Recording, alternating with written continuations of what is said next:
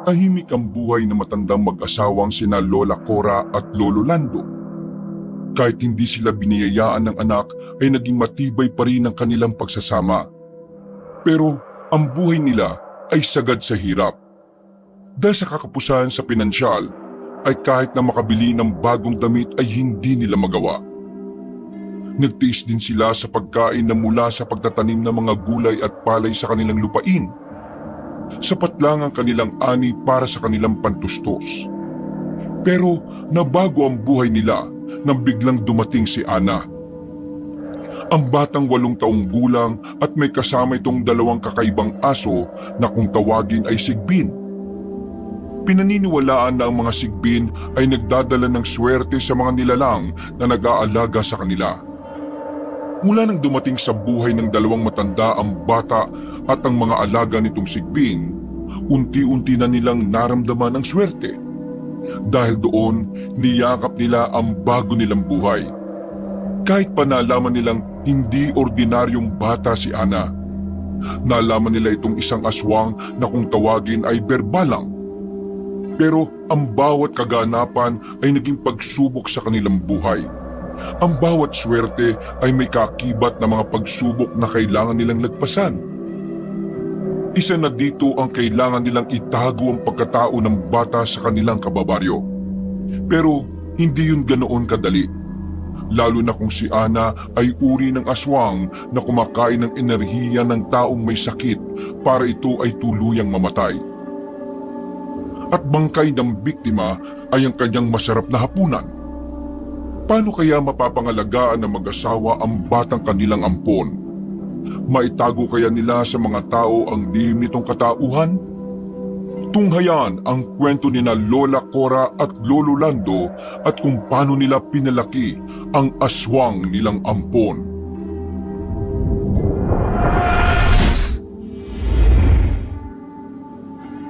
Heto, dinala namin kayo ng pagkain ha. Marami-rami ito dahil malaki ang kinita namin sa pagtitinda ng gulay. Nakabili kami ng 1 baboy at yan ang kinatay namin para may makain kayo. Sige na, kainin nyo na. Wow! Sariwang-sariwa po ang karne. Bagong katay pa talaga. Ang sarap naman po niyan. Naglalaway na po ako sa sarap ng pagkain. Ang bango-bango pa. Sige apo, kumain lang kayo na kumain. Pasasalamat namin yan dahil sa swerteng ibinigay nyo sa amin. Mula nang dumating kayo sa buhay namin tuloy-tuloy na ang swerteng dumating. Talaga po? Mukha nga pong kami ang sinwerte dahil inampon niyo po kami. Kung hindi po dahil sa inyo, baka nalunod na po kami sa ilog. O kaya naman po namatay na kami sa gutom at lamig. Tapos pinayagan niyo rin pong tumira dito ang 2 kong aso. Salamat po talaga Lolo Lando at Lola Cora. Ibig lang sabihin yan, pare-pareho tayong sinwerte. Kaya, sige na, kumain lang kayo ng kumain. O paano, maiwan na muna namin kayo dahil meron pa kaming gagawin sa itaas. Pasensya na pala kayo at dito namin kayo inilagay sa basement ha, sa ilalim ng bahay. Naku, wala pong problema Lola. Ang mahalaga po sa amin ay may matutuluyan at may kakainin. Marami pong salamat ulit sa pagkain na dala ninyo. Walang anuman. Sige na, kumain lang kayo dyan. Teka, bakit pala hindi kumakain ng 2 mong aso? Ayaw ba nila ng sariwang karne? Opo, hindi po sila kumakain ng ganito. Ganun ba? Ano ang gusto nila? Wala po, hindi sila kumakain ng ganito eh. Ayos lang po sila Lolo, huwag niyo po silang isipin. Minsan lang po sila kumakain kapag po bilog ang buwan. Ay, ganon. Sige, sa kabilugan ng buwan, dadamihan namin ang sariwang karne para makakain sila. Tsak na gutom na sila nun. Sige na, maiwan na namin kayo. Tayo na Lando, marami pa tayong gagawin. Iwanan na natin sila dito. Sige, tayo na. Paglabas ng basement na mag-asawang matanda, kagad nilang ikinandado ang pintuang bakal para hindi makalabas ang bata at ang 2 nitong aso.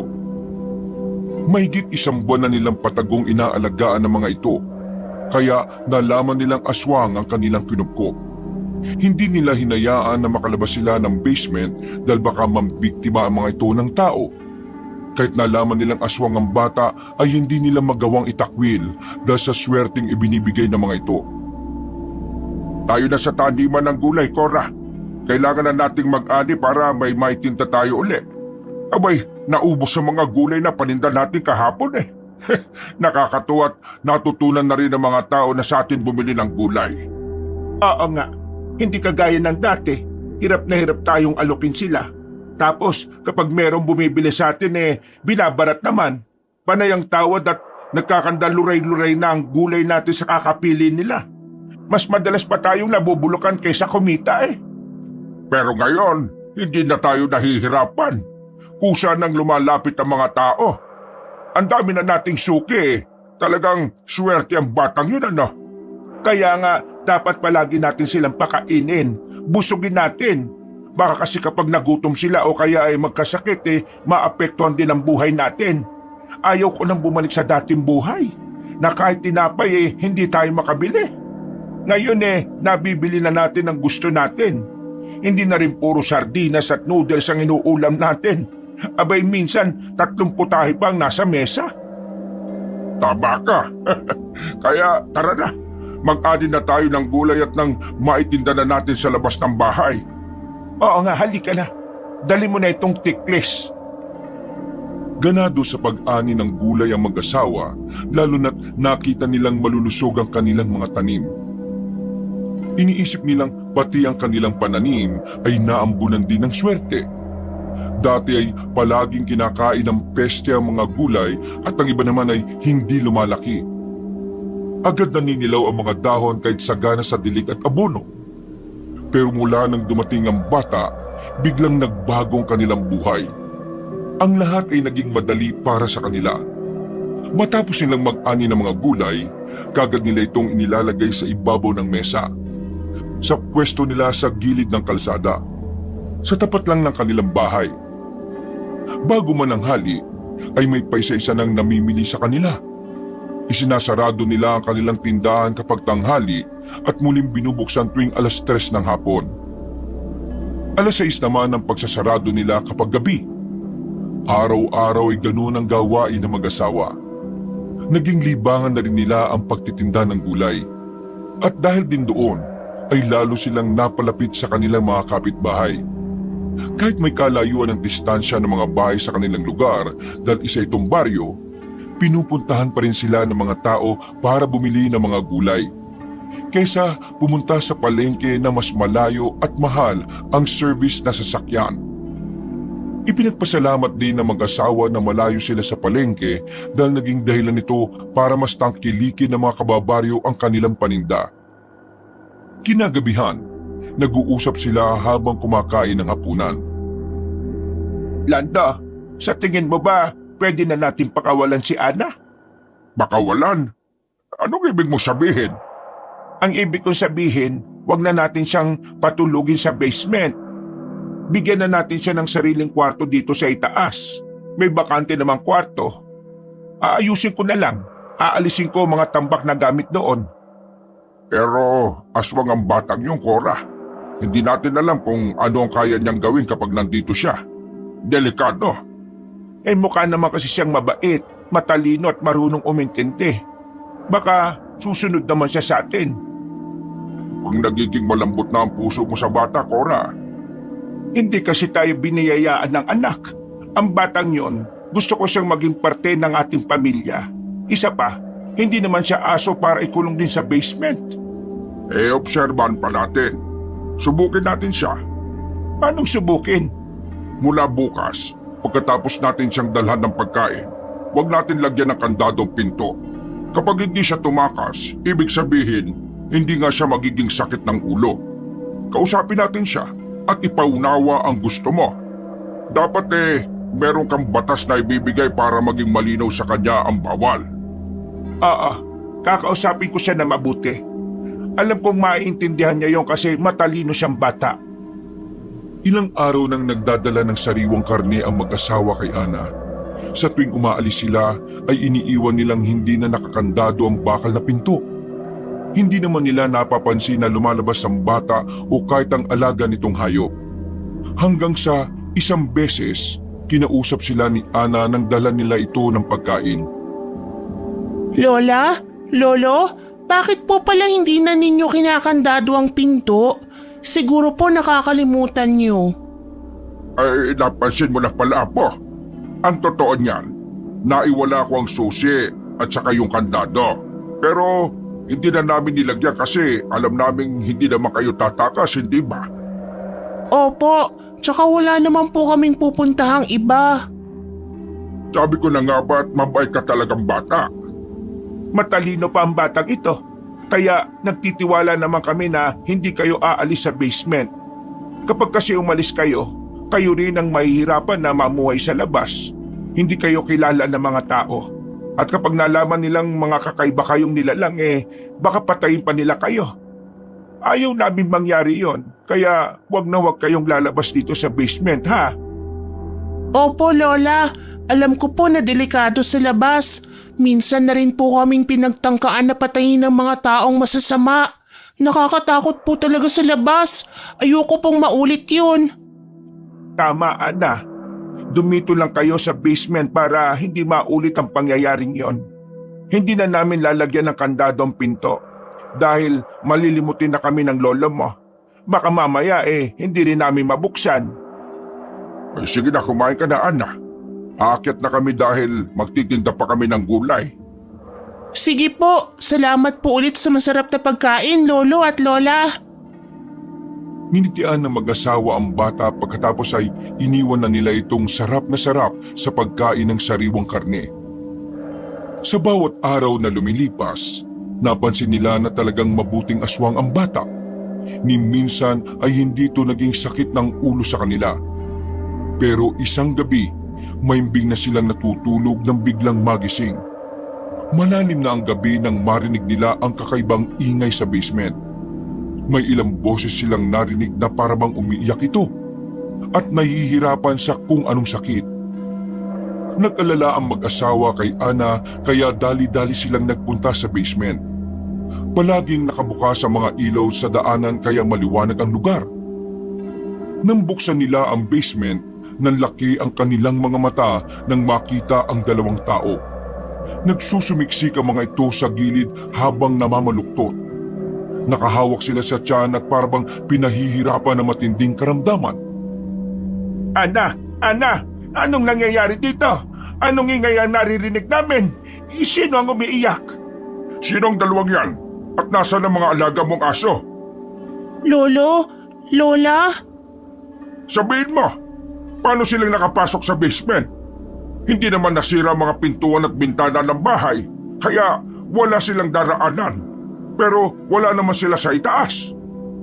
Huwag po kayong matakot. Hindi po sila nananakit. Sila po ang mama at papa ko. Anong sinabi mo? Mga magulang mo sila? Opo, ang dalawang aso po na kasama ko ay mga magulang ko po. Tuwing kabilugan po ng buwan, bumabalik sila sa pagiging tao mula sa pagiging sigbin. Sandali nga. Paano nangyari yon? Paano ang magulang mong dalawang aso? Lolo, ang aming pong lahi ay mga aswang na berbalang. Pero kada isang siglo ay may isinisilang pong mga sigbin. Kami po ng asawa kong si Susan ay mga sigbin. Nagaanyong hayop kami kapag hindi bilog ang buwan. At kapag kabilugan lang kami bumabalik sa pagiging tao. Paanong nangyari yon? Bakit itong si Ana hindi ninyo katulad? Dahil po purong berbalang ang dugong nananalitay sa kanya. Nagpapasalamat po ako sa pagtanggap niyo sa amin dito sa inyong bahay. Ipinapangako ko po sa inyo na hindi kayo mapapahamak. At bawat pagtulong po ninyo sa amin ay papalitan namin ito ng swerte. Kami po mga sigbin ay alaga ng berbalang na naghahatid ng swerte sa mga kumukupkup sa amin. Sigbin pala ang tawag sa mukhang aso ninyong itsura. Kaya pala kakaibang anyo ninyo kapag hayop kayo. Bakit pala kayo umiiyak? Hindi kaya nagugutom sila? Hindi kayo kumakain kapag nasaan yung hayop kayo Palagay ko gutom na gutom kayo. Opo, gutom nga po kami. At tinitis namin ang gutom pero... Pero ano? Gusto ko po sanang ipakiusap sa inyo na alisin na niyo dito ang anak namin. Bakit naman? Dahil kapag ganitong gutom na gutom kami, baka hindi namin mapigilang lapain siya. Kaya nakikiusap ako. Ilayo po ninyo sa amin ang anak namin. Ha? Kaya pala kayo lumalayo sa kanya dahil doon. Lando, kumuha ka ng karne doon sa imbakan. Pero hindi sariwa ang mga karneng nandoon eh. Ayos lang po yun. Kami naman po ay hindi kumakain ng sariwang karne. Hindi tulad ni Ana. Ganun ba? De sige, kukuha na ako.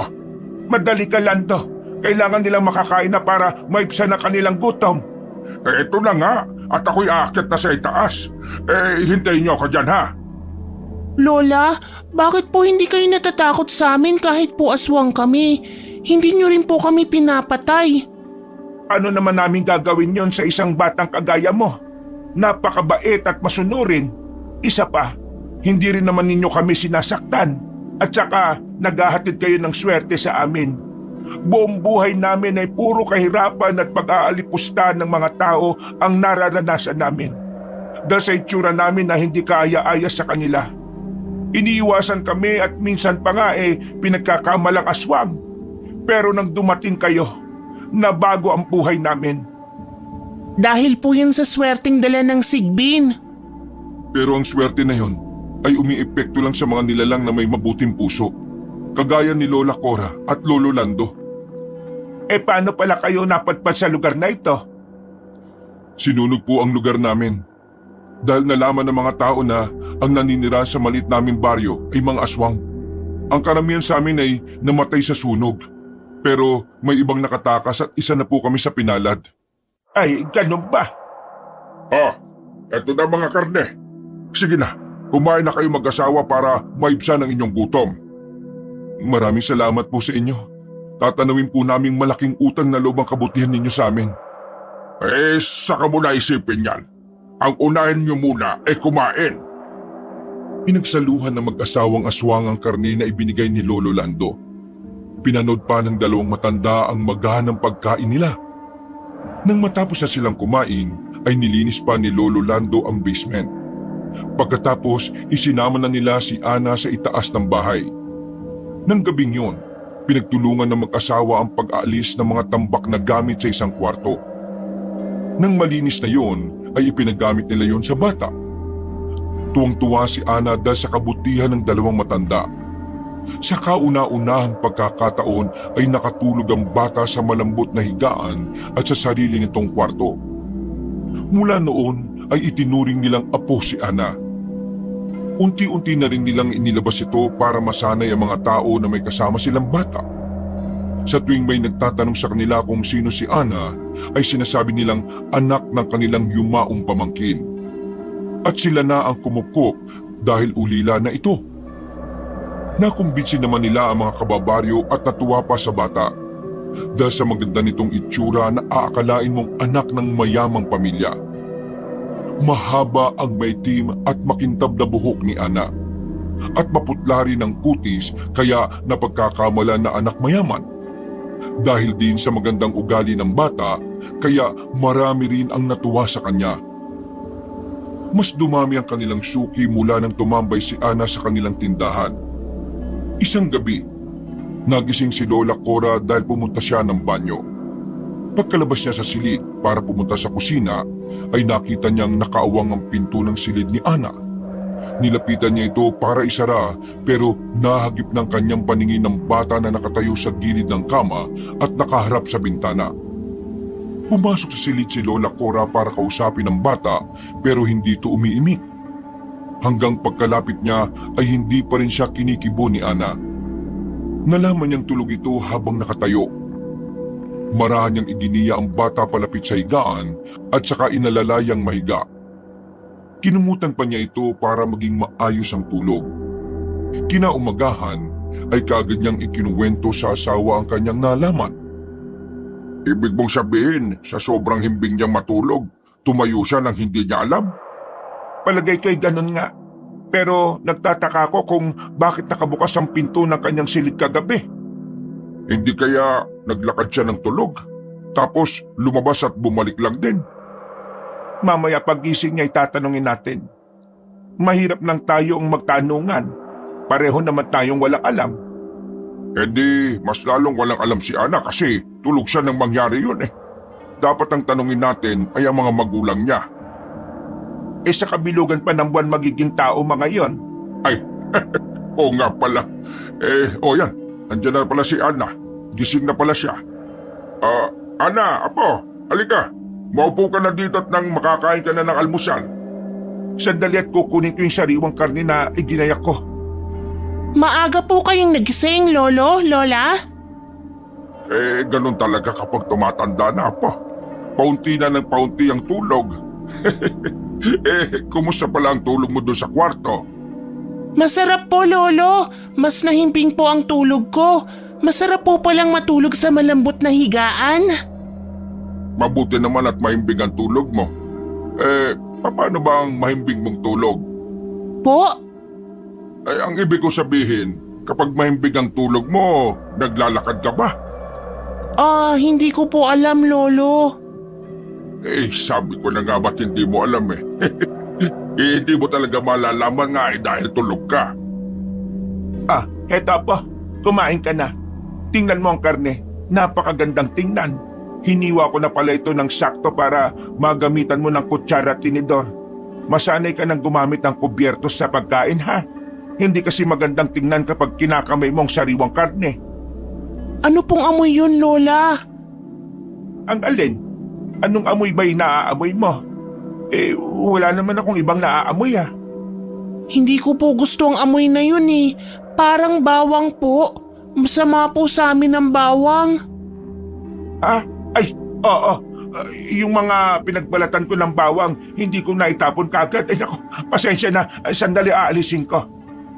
Totoo pala ang sinasabi ng iba na masama ang bawang sa aswang? Pati ba asin? Opo, Lolo. Marami pong bawal sa amin dahil nakamamatay po. Pasensya na po kayo. Ay dako, wala yun. Mula ngayon ay hindi na kami gagamit ng asin at bawang dito sa kusina. Ano nga po ulit yung sinasabi nyo kanina tungkol sa pagtulog ko? Kasi nakita ka kagabi ng lola mo na mahimbing ang tulog. Pero nakatayo ka sa harap ng bintana Kaya naisip ko baka naglalakad ka ng tulog. Abay, delikado yon. Dapat lagyan ko ng mga mas mataas na kandado mga pinto para hindi ka lumabas. Baka madisgrasya ka sa labas Hindi ko po alam na ginagawa ko yun. Masarap po ang tulog ko kagabi. Sige, kumain ka na muna. Huwag ka na magsalita lalo kapag puno ang bibig mo. Tapos ka na bang kumain, Lando? Abay, maggaya ka na. Oo nga pala. Sige, at ako'y maliligo na. Aalis po kayo, Lola? Saan po kayo pupunta? Bibili kami ng baboy sa hulo. Naubos na ang baboy na pagkain ninyo Pwede po ba akong sumama? Ha? Isasama ka? Hindi ba delikado?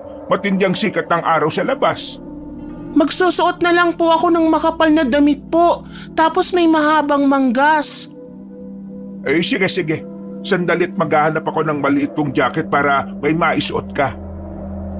Ayaw pang isama ni Lolo Lando ang bata dahil natatakot siya na baka may gawin itong hindi maganda sa labas. O kaya naman ay maging pansinin ito ng mga tao. At malaman na kakaiba siyang nilalang. Pero dahil mahusay maglambing ang bata, napapayag din siyang isama ito. Sumakay na sila sa sasakyan at pinuntahan nila ang suki na nagtitinda ng mga baboy sa lugar na malapit sa gubat. Medyo malaki ang kangga na hinihila ng kanilang kalabaw. May dingding din ito na mataas kaya hindi makakatalo ng baboy na isasakay. 2 malalaking baboy ang kanilang nabili. Hindi na rin nagtagalang mag-asawa dahil naiilang sila sa tuwing pinagtitinginan ng mga tao si Ana. Bukod sa itsura nitong magandang bata na may maputing kutis, ay balot na balot ang katawan nito ng jacket at pajama. Sinuutan pa ito ni Lola Cora ng sombrero para hindi masinaga ng araw. Hindi rin nakaligtas sa paningin ng matandang babae ang malikot na mga tingin ni Ana sa paligid. Panay ang kilatis niya sa bahay sa paligid na parang kinakabisado niya ang mga ito.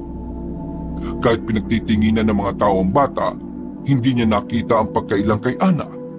Mas tinititigan pa niya ang mga ito na parang kinikilala. Kinagabihan, napansin nila ang pananamlay ng bata habang naghahapunan sila. O Ana, bakit matamlay ka? Napagod siguro siya sa biyahe. May kalayuan din kasi ang pinuntahan natin. Sobrang tindi pang sikat ng araw kanina. Ay, oo nga pala. Baka magkasakit ka niya na po. Hindi pa naman kami marunong gumamot ng aswang na may sakit. Ang sabi, maraming bawal na halamang gamot sa kagaya ninyo. Ayos lang po ako, Lola, Lolo. Napagod lang po ako kanina. Magpapahinga na lang po muna ako sa kwarto. Hindi mo naubos ang pagkain mo. Nagsasawa ka na ba sa manok? Hayaan mo't may baboy na naman tayong kakatayin sa susunod. Masarap po ang manok, Lola. Lahat po ng sariwang karne ay masarap. Medyo masama lang po talaga ang pakiramdam ko. Sige, magpahinga ka na sa kwarto mo para makabawi ka ng lakas. Ikaw naman kasi, Kore.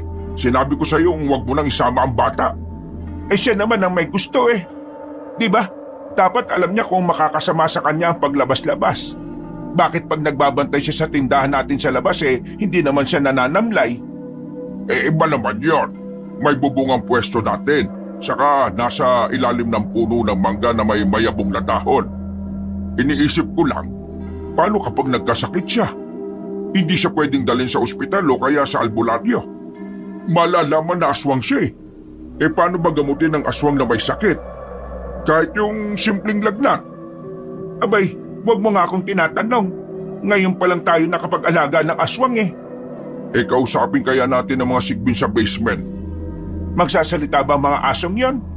Hindi, pero baka makaintindi naman sila. Makakatulong din ang mga yon.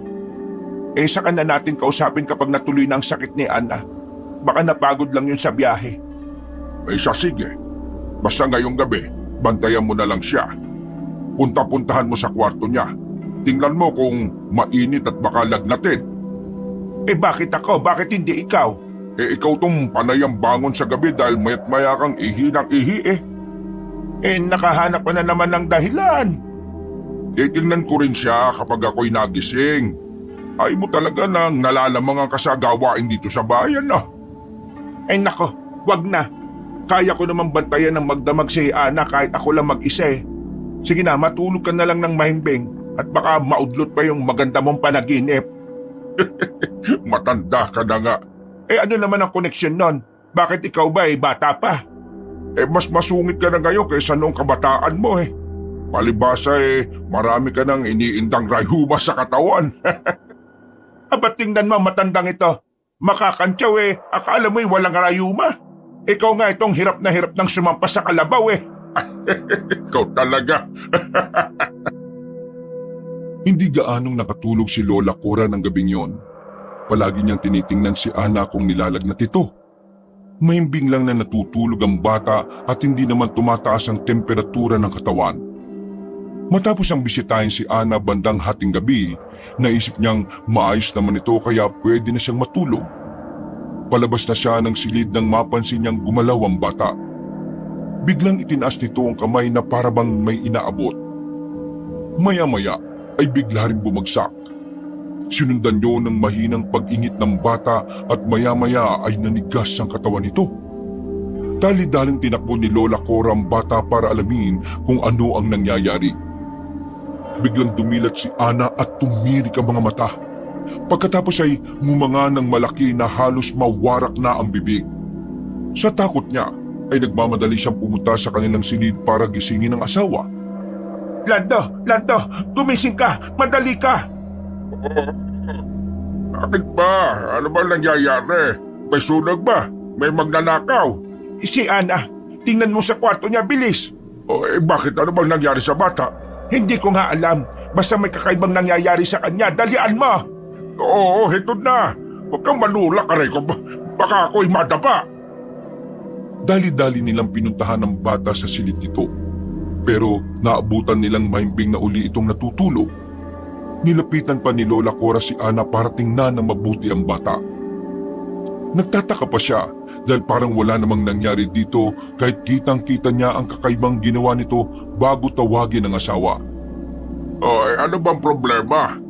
Ayos na ba si Ana? Tignan mo. Kahit salatin mo ang leg at noon yan hindi naman nilalagnat. Bakit ka ba nagkukumahog kanina? Sarap-sarap ng tulog eh. Istorbo. Ikaw talaga oh. Ayaw mo talagang palamang sa puyat eh ano? He, tumigil ka nga. Doon na tayo sa labas mag-usap at baka magising pa siya. Halika na dito. Lumabas na tayo at napakaingay mo, matanda ka. Aba, tignan mo.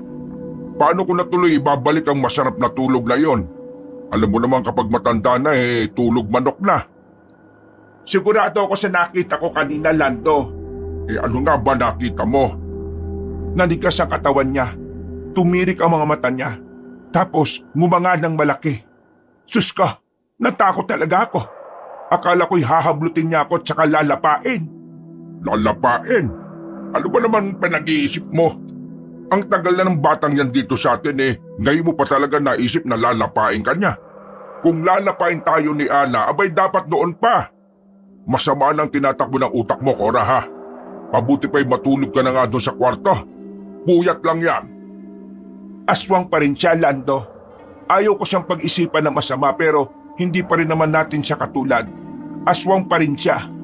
Baka mamaya kapag mahimbing ang tulog niya, saka siya manlapa. Hindi niya alam ang ginagawa niya pagtulog. O siya sige, ganito na lang. Para makasiguro ka't hindi ka mag-isip ng ganyan. Bukas, lalagyan ko ng kandado sa labas ng pinto ang kwarto niya. Para kung sakaling mangyari nga ang sinasabi mo, na hindi siya makakalabas ng silid. Magwawala lang siya at magpupumilit na makalabas. Oo, tama. Mainam na rin yung lagi tayong handa. Kesa naman sa huli na bago natin maisip ang lahat. Eh kung sa bagay kasi, tama ka naman. Bata pa si Ana. Baka hindi pa siya tuluyang nagsasaaswang. Ang alam ko kasi nagpapalit ng anyong aswang. Nagiging halimaw ang itsura niya. Pero si Ana, hindi pa yun nangyayari sa kanya. Kain lang siya ng kain ng sariwang karne. Eh huwag na kaya natin siyang masyadong pakainin ng karne. Eh bakit naman? Magugutom naman siya. Babawasan lang natin ang dami ng pagkain niya. Baka kasi kapag sobrang kinakain ng bata, eh lalo siyang magsaaswang. Baka mapaga ang pagpapalit niya ng anyo. Eh baka kamo kabaliktaran ang mangyari. Kapag ginutom mo siya, saka siya maging halimaw at doon tayo lapain. Baka hindi siya makakilala kapag sobrang gutom. Ay nako, bakit kaya? Kinakabahan na ako ngayon, Lando eh. Kung ano-ano kasing iniisip mo. Tinatakot mo lang ang sarili mo eh. Eh mag-iimbak na ako ng asin. Tapos itatago ko na lang ng maigi para hindi makita ni Ana. Kailangan pa rin nating may panlaban sa aswang kahit na papaano. Ay sige, mabuti pa nga.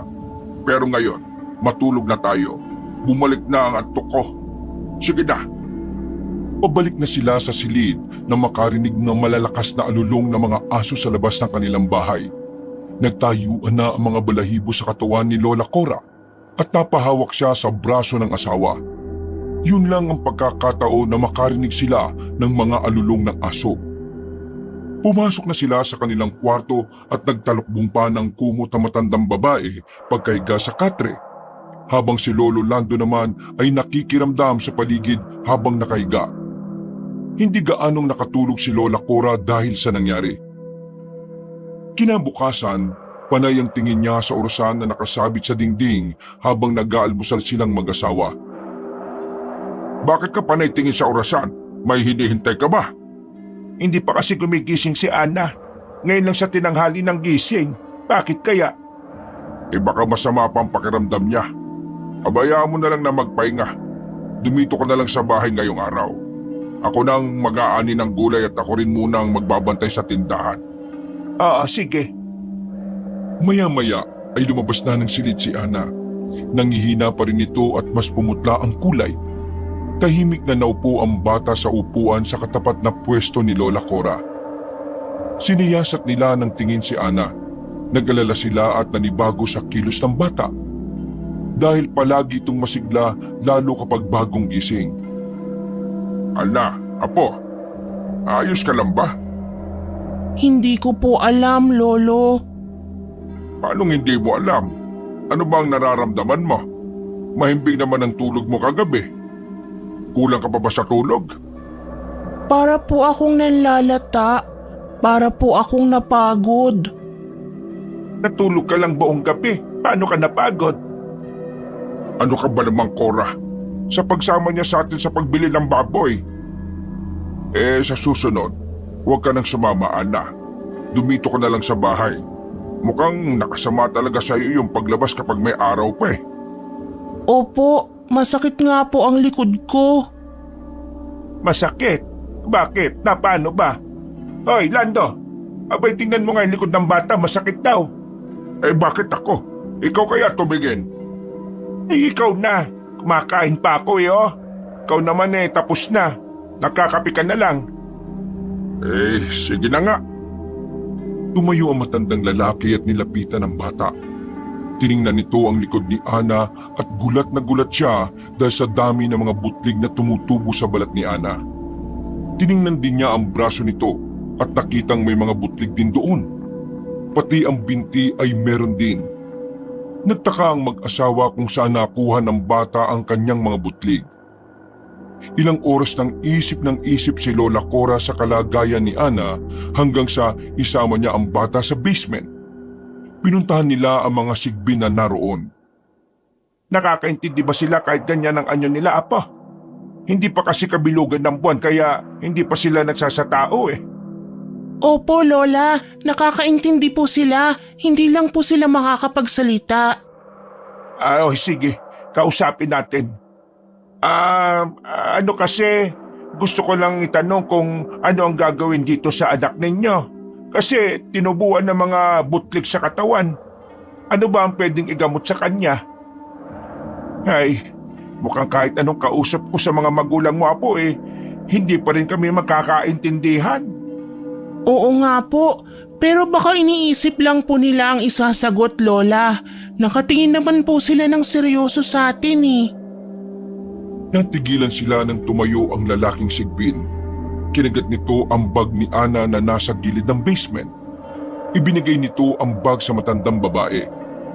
Naintindihan naman ni Lola Cora ang gustong sabihin ng hayop. Binuksan niya ang bag at nakita doon ng ilang bote ng langis. Langis ito? Anong gagawin dito? Naaalala ko na po, Lola. Sabi ni Mama sa akin dati, kapag daw tinubuan ako ng mga butlig o singaw sa katawan, magpahid lang daw po ako ng langis. Nakakatulong daw yan sa mabilis na paggaling. Ay ganun ba? Mabuti na rin pala at nagpunta tayo dito. Nakakaintindi nga sila. Sandali. Bakit parang ang gaganda ng balahibo nyo? Hindi naman kayo maalis dito sa basement Hindi rin kayo naaarawan. Parang kumikinang-kinang pa ang mga balahibo ninyo. Ay sige. Hindi naman kayo sasagot Aalis na kami. Salamat dito sa langis Inutusan ni Lola Cora ang bata na magpahid na kagad ng langis sa kanyang katawan. Sumunod naman si Ana kaya mabilis siya nagpunta sa kanyang silid. Kinagabihan, seryosong kinausap ni Lola Cora ang asawa. Alam mo, Lando, nahihiwagaan ako sa mag-asawang sigbin. Bakit naman? Binisita ko sila sa basement kanina. Parang bigla silang lumusog. Tapos ang ganda ng balahibo nila. Di ba, hindi sila kumakain. Hindi rin sila lumalabas sa basement. Paano yun mangyayari? Mas mabuti nang wala tayong alam sa mga nangyayari sa kanila. Mas kaunti ang alam, mas ligtas sa kapahamakan. Kaya, wag mo nang alamin pa yung mga bagay-bagay. Nasa pamamahay natin sila, Lando. Paanong wag na nating alamin? Paano kung may ginagawa na silang iba at wala tayong kaalam-alam? Baka ikapahamak natin to. Paano pa sila makakagawa ng mali? Lagi na silang nakakulong sa basement. Hindi na nga sila nakakalabas doon Yun na nga, hindi sila nakakalabas doon. Baka naiinip na sila, baka pumupuslit. Ang gaganda na kasi ng katawan nila ngayon nakakapagtaka. Ay sige, para mawala na mga iniisip mong yan, bukas lalagyan na lang uli natin ng kandado ang basement. Siguradong hindi na sila makakalabas at wala na mangyayaring masama. Oo, ganun na lang ang gawin natin sa ngayon. Mas mabuti nang maingat kaysa magsisi sa huli. Napanatag na si Lola Cora nang lagyan ng kanyang asawa ng kandado ang basement pati na rin ang pinto ng silid ni Ana. Araw-araw ay masinigpitan niya ang pagbabantay sa bata. Hindi niya inaalis ang kanyang paningin dito at hindi niya hinahayaang malayo ang bata sa kanyang tabi. Habang nasa tindahan sila ng gulay, dumating si Aling Mirna para bumili. Napansin nito ang pananamlay ni Ana. May sakit ba ang bata, Lola Cora?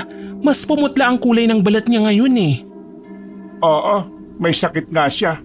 Tinubuan siya ng mga butlig sa balat. Ganun ho ba? Baka dahil yun sa panahon, masyadong mainit ngayon. Wag niyo pong hayaang madalas sa labas ang bata. Ang anak kong si Lala may sakit din po eh. Malala ang ubo niya at sakit ng tiyan. Balak namin siyang dalhin sa doktor bukas. Naghahanap lang ho ng pera ang asawa ko. May sakit po ang anak ninyo? Mamamatay na po ba siya? Anong sinabi mo? Mirna, pasensya na. Isang bata lang si Ana. Hindi niya alam ang sinasabi niya. Hindi niya yung sinasadya. Pasensya na po, Aling Mirna. Gusto ko lang pong malaman kung kumusta na siya. Kailangan pong magamot siya kagad eh. Gusto niyo po bang bigyan ko siya ng langis? Langis? Anong langis yan? Gamot po yun. Kung masakit po ang tiyan ng anak niyo, ipainom niyo lang po at gagaling po siya. Hindi, wag na lang. Ang alam ko sa langis ay panghaplos lang o kaya panghilot. Hindi naman yun iniinom. Sige po, ihaplos niyo na lang po sa tiyan niya. Inihahaplos ko lang din po ang langis sa mga butlig ko at natutuyo na ang butlig. Kukunin ko lang po. Pagpasensya mo na ang bata ha. Masyado lang siyang magiliw. Mukhang nag-aalala talaga sa anak mo ang apo ko. Wala namang masama sa langis. Totoong nagagamot ng langis sa mga butlig niya. San po ba galing ang langis na yun? Ginawa yun ng namayapa niyang ina. Mahina kasi ang katawan ni Ana saka ang balat niya mabilis mangate. Ganun pala. Ilang minuto lang ay bumalik na ang bata at dala ang langis. Iniabot niya ito kay Aling Mirna. Kinuha naman yun ng babae pagkatapos ay umalis na pagkatapos mamili ng mga gulay. Hoy, ikaw na bata ka. Hindi ko alam kung anong tumatakbo sa isip mo. Hindi naman nakakagamot ng sakit ng anak ni Mirna ang langis ha. Panghaplas lang yon sa mga katikati sa balat. Baka lang po kasi gumaling ang anak niya, Lola. Sa bagay tama ka. Isa ka talagang mabuting aswang bata. Ilang araw nang napapansin ni Lola Cora na palaging nakatingin si Ana sa bintana na parabang may tinatanaw sa malayo. Nagiging mas antukin na rin ang bata at madalang nang kumain. Nag-aalala na baka magkasakit ito. Pero nanaig ang takot niya dahil baka unti-unti nang magsasaaswang ang bata. Kabilugan ng buwan, napansin ni Lola Cora ang magandang buwan ng isaradong bintana sa sala. Pupunta siya sa basement dahil nag-anyong tao ang dalawang sigbi na naroon. Naisip niyang kausapin ang mga magulang ni Ana. Mas kilala niyo ang bata dahil kayong magulang niya. Isa pa, mga aswang kayo kaya alam niyo kung kailan at paano kayo magiging ganap na aswang si Ana. Sabihin niyo sa akin, ilang taon bago siya maging ganap na aswang? Nag-aalala po ba kayo? Baka kumain ng tao si Ana? Matanda na kami, Ruben. Sakaling magpalit ng anyo si Ana at tumakas, hindi na namin siya may pagtatanggol sa mga tao. Kapag nahuli siya, susunugin siya ng buhay. Mabait na bata si Ana. Hindi siya manlalapaan ng tao. Kapag ang mga iniingatan niya at pinoprotektahan ay hindi sasaktan ng iba. Kapag sumapit siya sa edad na 12, magsisimula na siyang magpalit ng anyo sa totoong itsura ng mga barbalang. Pero hindi siya manlalapa ng buhay. Mga bangkay lang ang kinakain namin. Mga bangkay? Pero kumakain siya ng sariwang karne ngayon. Sinanay namin siyang kumain ng sariwang karne dahil hindi pa niya kayang kumuha ng bangkay. Darating ang araw na mawawalan na rin siya ng gana sa kanyang pagkain at hahanapin niya ang gusto ng kanyang panlasa. Ibig sabihin, unti-unti nang magbabago ang panlasa niya. Hindi na kasi siya gaano kumakain ng sariwang karne. Sandali, matanong ko lang. Paano niyo natitiis ang gutom? Tuwing bilog ang buwan lamang kayo kumakain kapag nasaan yung tao. Kumakain po kami kahit nasaan yung sigbin, pero hindi ang normal na pagkain para sa amin. Nabubusog kami ng enerhiya ng mga taong malapit ng mamatay. Inihigop namin yon at kapag tuluyan na siyang namatay, kakainin naman namin ang kanyang bangkay. Ay, mas nakakatakot pala kayo kaysa sa inaasahan ko. Wala na akong itatanong. Iiwan ko na kayo. Ubusin niyo ang karning yan. Ilang araw naming inimbak ang pinatay naming baboy para maging masarap para sa inyo. Marami pong salamat sa lahat, Lola Cora. Pati na rin po sa pag-aalaga niyo sa aming anak. Ay, si Ana, napamahal na siya sa amin ni Lando. Apo na ang turing namin sa kanya. Kaya hanggat maaari ayaw naming makagawa siya ng mali. Huwag po kayong mag-alala. Palagi namin siyang pagsasabihan. Salamat. Pero paano naman niyo gagawin yon? Mas mahaba ang araw ng pagiging sigbin ninyo kaysa pagiging tao. Maiintindihan niya po kami dahil isang dugo at lahi ang aming pinanggalingan. Ay, sabagay, tama ka nga. Malalim na ang gabi at hindi pa rin makatulog si Lola Cora. Iniisip pa rin niya ang mga sinabi ng ama ni Ana. Biglang sumagi sa kanyang isipan ang anak ni Aling Mirna. Kinabukasan ay pinuntahan niya ito para kumustahin. Sumama si Ana dahil gusto rin niyang makita ang anak ni Aling Mirna. Sinabi ng babae na nakatulong ng malaki ang langis na ibinigay ni Ana. Nabawasan ng sakit ng bata pero napansin nila ang pananamlay nito. Nakita ni Lola Cora na maputla ang kutis ni Lala pati na rin ang kanyang labi. Pero napanatag na rin si Lola Cora dahil sa sinabi ni Aling Mirna na may gamot nang iniinom ang kanyang anak mula sa doktor. Napansin ni Lola Cora ang biglang pamumula ng mata ni Ana. Natakot siya na baka hindi ito makapagpigil sa pagiging aswang kaya nagpasya na ang matandang umuwi na. Bago pa may gawing hindi maganda ang kanyang apo. Pagdating sa kanilang bahay ay kinausap niya ang bata. Ana, sabihin mo, bakit biglang namula mga mata mo kanina nang makita mo si Lala? Lola, hindi ko po yun napansin. Pero baka po dahil yun sa nababanguhan po ako sa kanya. Anong sinabi mo? Nababanguhan ka? Dahil ba yan sa pagiging aswang mo? Hindi ko po alam. Apo, makinig ka. Kahit na anong mangyari, huwag na huwag kang kakain ng tao. Naiintindihan mo ba? Hindi po ako kumakain ng buhay na tao, Lola. Ang anak po ni Aling Mirna mabango po. Sa tingin ko po malapit na siyang mamatay.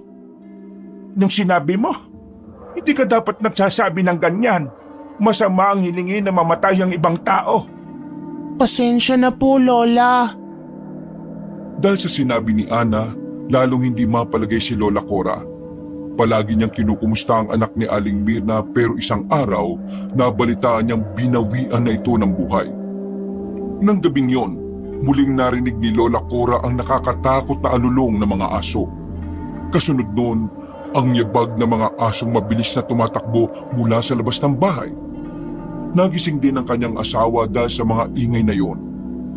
Tumayo ang matandang lalaki at sumilip sa bintana. Nakita niya ang alaga nilang sigwin na tumatakbo palayo.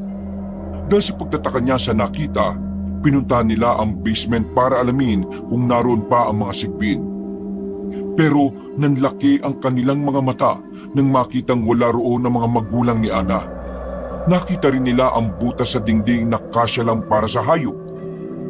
Sabi na nga ba, hindi magtatagal ay gagawa sila ng gulo. Binutas nila ang dingding ng basement para makalabas. Sila palang umaalulong na naririnig natin ng ganitong oras. Ano na ang gagawin natin, Lando? Hihintayin natin sila na magbalik. Itatali ko na sila at hindi na sila pwedeng lumabas. Sila ang magpapahamak sa atin, Lando. Mas mabuti siguro na paalisin na lang natin sila. Hindi pwede. Kapag umalis sila, babalik na naman tayo sa dating buhay na mahirap. Mawawala ang swerteng bigay ng mga sigbin. Pero... Lola? Lolo? Paalisin niyo na po ba kami? Bawal na po ba kami dito? Ana, halika dito. Lumapit ka. Alam mo ba ang dahilan kung bakit tumakas sa mga magulang mo? Saan sila pupunta? Babantayan po nila ang anak ni Aling Mirna na namatay. Kukunin nila yon pagkatapos mailibing. Yun po kasi ang pagkain nila eh.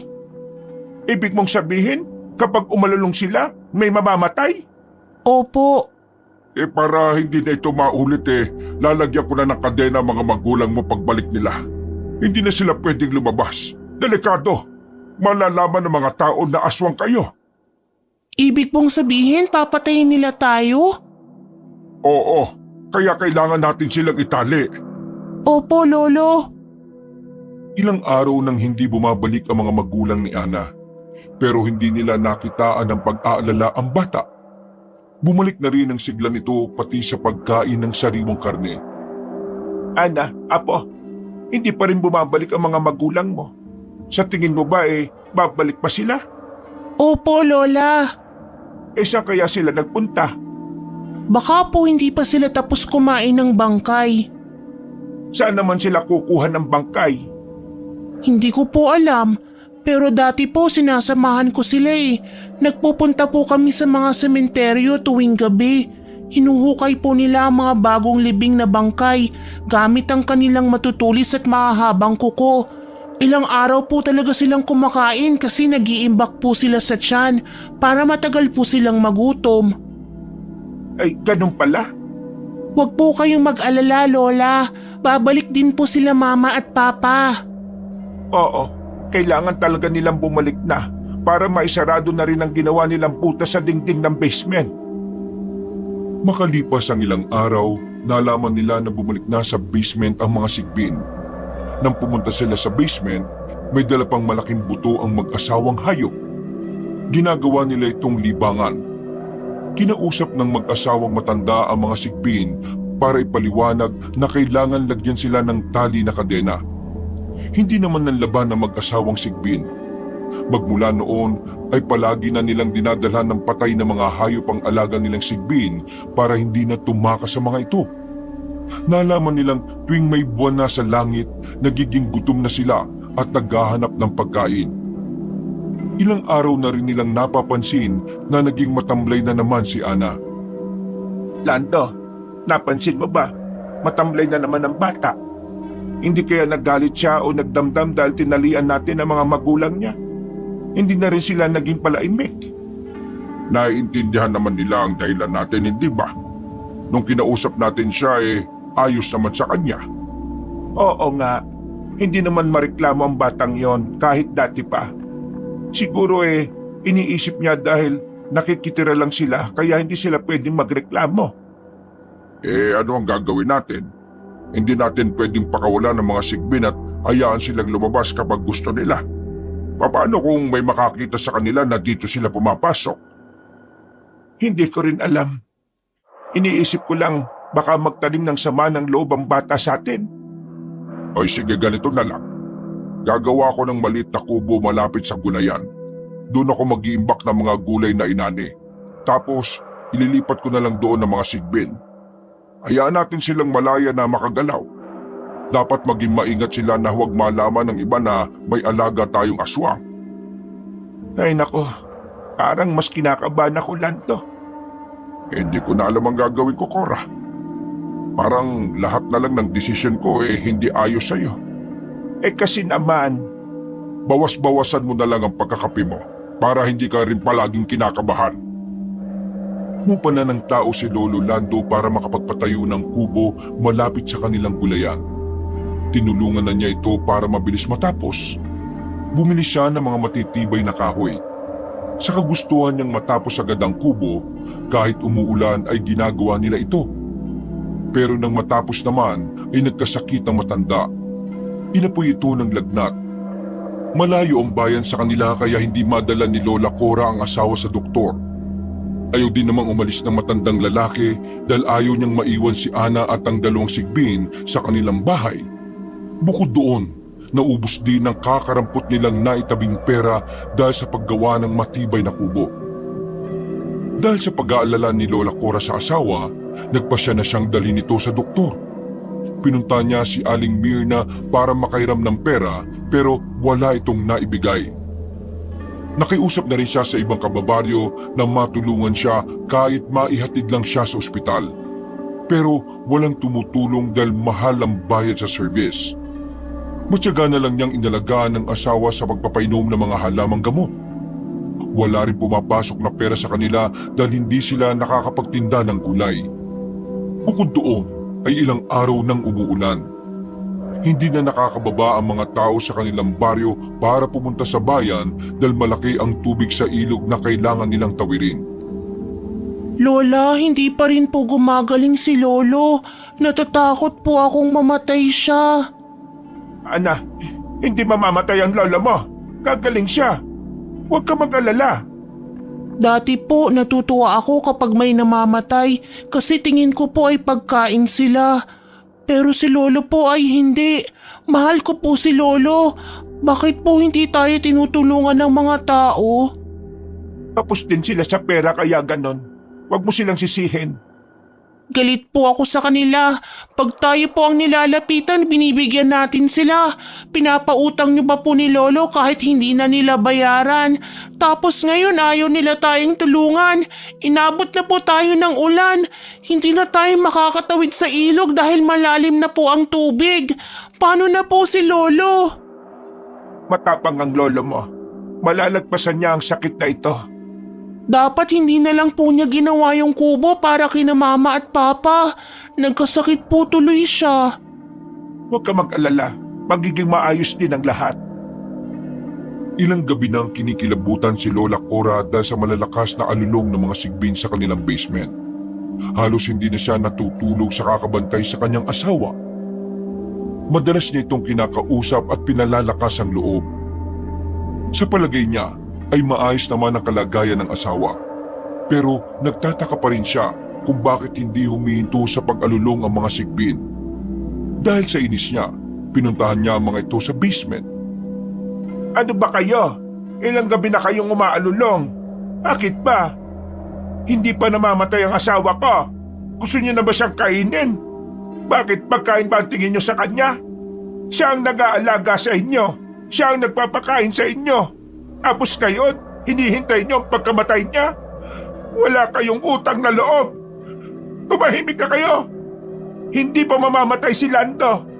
Kapag hindi kayo tumigil sa pag-alulong, hahagupitin ko na kayo ng latigo. Lola! Bakit, Ana? Nagagalit ka? Dahil sa mga sinabi ko sa mga magulang mo?